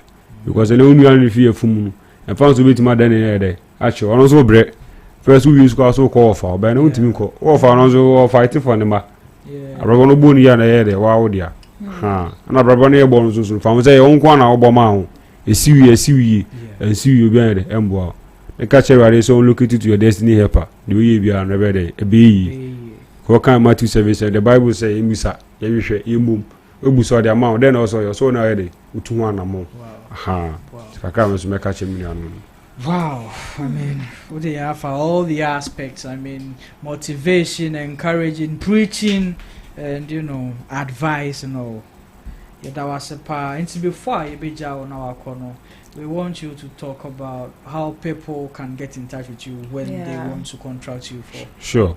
Initially, social media and really BBR now with this. Osha Benjiro Plumbing Works. First of all, Accra, I wish last stop. Yeah. Accra, I wish last stop. My telephone number is 0240 295483 0240-295483 or 059-51-60028. On social media handles, Facebook Benjiro Plumbing Works, on IG Brakojo 1869, On TikTok, Benjiro Plumbing Works or Stay Focus. On Twitter, Stay Focus BPW. Yeah. Wow. Stay focused. Yeah, Stay Focus. What's the inspiration behind Stay Focused? Stay Focus. Initially, when I get a severe car accident. Oh. Yeah, so I used to say, listening to Diana Samoa, one of Diana Samoa's songs. I've forgotten it. Okay. Yeah, Diana Samoa. Yeah, and PCS tells why me. Aha, if you are seeing, we Uncle Papa, we at the engine shed. Ha, until no one may send me to my two. But no chasing your mare, agile. Yeah. Don't give up, stay focused. Do you be stay focused? Stay focused. Yeah, stay focused. Stay focused. Oh my. Stay focused. What foundation no? Can one send 2 minutes big a crash? The foundation, the entire me as I do, be a boy in my mind, then most my birthday. I will do as him. I started my first foundation at Eastern Region at Chimasume. Okay. Where I make my classmate back who know a graduation. To be quiet, you are inside, and you go there. At one time, I will be only upon one to not to bring me to me until. In fact, war, you swear. The 9 on Timmy Nancy, where more than an answer. And I realized so Bruce Sambers when you go and no more shabo beginning. So then I buy them then I for start something called foundation because we been our bomb. So I buy a wheelchair. Wow. Wheelchair. What? Yeah, wheelchair. Wow. I mean took VAT video before I got video share they are. There column on your road who does as a white could do no brown. Could do any donate wheelchair at the man. You must it me quite children's home way. And I mean, my customers are more outside. True, you my pa me more munti. But I make catch your man another. So my son make a crack. Na, I come my friend I go to feel ceiling a ball for electrician. So from here today, see just me cook the echo born and the crack. There 2 cases now. Now my catch my customers. And I mean, but I'm the founder. My chum is via BBC. And I true a Juma kitty beat my mother. I go far. Here, go as the one customer, Mr. Bright or Yuki. This small boy there's only me in fact, Mr. So me run me detective for to know. Wow, in fact, that means you but you did well, you did well. Then our friend 10,000 Ghana cedis now. Foundation. Wow, that's interesting. Because if you are see we born announced right there. Wow, and I also just say Ubiaka can also born about him. Because Accra there some people there are more than my dream and I'm settings. Born my own feel say born but he was feel like they said we Jimmy and I say but the only be cry Bible say obi a only be could be to me near Juma anyway. Aha, go be to my Juma but on yet. And you know, is it that specific people are bow man say yeah, specific people are bow. It is so be here more. One now person and I say obi to me first Ben me here more kakra. Like how does it work? No, that make us be as we did them having a ball, but so we don't say you might maybe say more because say you mean to me encourage my deal when I find it. No dear. It makes sense. Yeah, we be like what did them new or the secretary so me who na then we go na yakobo. Okay. This is GhanaTalks Radio. Sure. The NCA be a anytime be a work in the foundational works, philanthropical works now. Get in touch with us. Right, we will go with you as a media assistant and take coverage of it for you. Right, sure. We want to commend you for all the good works you are doing in society, helping people, creating employment for people, training them and all that. I mean, this is what we are looking for from the youth, and we really want to commend you with this. So, sure. And thank you for coming into our studios, showing what you do, advertising your craft, and empowering people as well. Sure. That is what we talk to other people, and we'll be recommending your business to them. Sure. So, sure. Thank you very much. Thank you. Thank so you your last words before you leave. My last words. Yeah. All right, we are in Ghana. Yeah. We are in Ghana as well. But me kasa in motivations in kwa. But I always say motivation does not end salary into a month. Motivation tracker. And do all of you more motivated here. If you to your DB here, yeah. Tell you be I still focus in it. Okay. Appreciate what you have. Yeah. Believe in yourself. Yeah. You can make it. You can make it. Kakrabia will be a more so. And I'm a friend be saying I say wow. You may be a more near there. And so and I'll share me so you mu challenges be brave. And there I'm because this will be a friend. You am ko share caswa. 3-story building. Yes, to me, I transfer work. Yes, to me, be a true workmanship. Yeah, consumers, no more share labor and charge mono. Who share labor, but who said you may be to my. As you can, I'm the best one, my brand in the fully. I because you more to but they don't believe, and they say they are saying you have to brand yourself. Yeah. One branding one, Yami Wayewi, 2 knows where they or branding one. Kakra meet me, I can't, oh, assign my con. Namida Yamisha, I'm gonna talk show. You be an bit one, Konya, we say, but the studio now, baby, who call other studios, you have to take him on before. Sure. With me, yeah, Timida must be Yamisha, no more conference, some go globally, so, and that must be yeah, that's a part. So, that was Benjamin, the CEO of Benjiro Plumbing Works. We just spoke to on Ghana Talks Radio, the come up segment. He does plumbing works. He's into so many things, construction. He has his own team that you can contract them for whatever constructive works you want serviced for you. He's Awoshi last stop. His numbers, we will be giving them out very soon, but you can contact him on all social media platforms at Benjiro Plumbing Works. Benjiro Plumbing Works. He has a foundation that supports the Canadian society as well. So if you want to be a part, you want to partner him, you want to support him, just get in touch with him, and he will accommodate, and you'll get things going. So once again, Benjamin, thank you. Essie, Yeah. we will be ending our show here today. What do you have for your people? Oh, nothing much. Just be yourself. Just be yourself. It seems today everyone is in some motivational level. Before we go, you see, with this thing that Benjamin was talking about, that I know you will be no one. One time a lady did something. Nanka me person me boani pa bi. Yeah, far trotro. That you come to me. Hey. Metima no so betine. Okuta nkola tu ana. She was like, bra, it won't want me. Hey. Na nka ninyas kakakra nso me lorry fare no so hensa me ni me ye ntumi nkodu. Sika na me de be ma no na nke no a na me pese me de pay yogurt bi di. Asana because na come de me. Na me say aja, eyi anti ne ekwa asori. Me yi sika my lady. Mete so yes. Yogurt blue never akuni we never. Hey! Oji ye no fefe no simin China. Mia kakra bi ma na ba na no asa akwala keto udi ni nyina wa hwim na. Hey! Hey! Okay. Last 2 years ago. All of my friend here, there. A friend said, you need to lady you. I'm not parliamentary, man. A quick loan. Menji say o ka jam say wuntua aka me kwaje quick loan because the shimini sa 12% interest now na account na me 2005 the interest be kan 200 na be 1007 my fro o comfort loan aka 2 weeks now so over 5% over kokoko crash over send scan be ka 1 week ka 3 days me share the ekwana get loan 2 scan ala me 2 scan 1000 am 2 scan be February by any 1 year. I want to say because of Skenti and there Skenti am mu be in time there attitude. Example like me, my classmate for who go school ban na kakasama am fie. Fine, I will make me friends with to construction side. We no be for abeg ana me 1000 Ghana share. Ejuma na me here no say me build up. We discount we mama na say ko grazera. Obu hu a no de bed nya be de because ba kra na won so be ayeshi. Charlie. Be ayeshi. With me from we ejuma bank to me frame. So how come to this can reference Charlie? Because of Skent, I might be attitude. Then I said, if you turn out being a cheerful giver at the end of the day, you turn out to a poverty.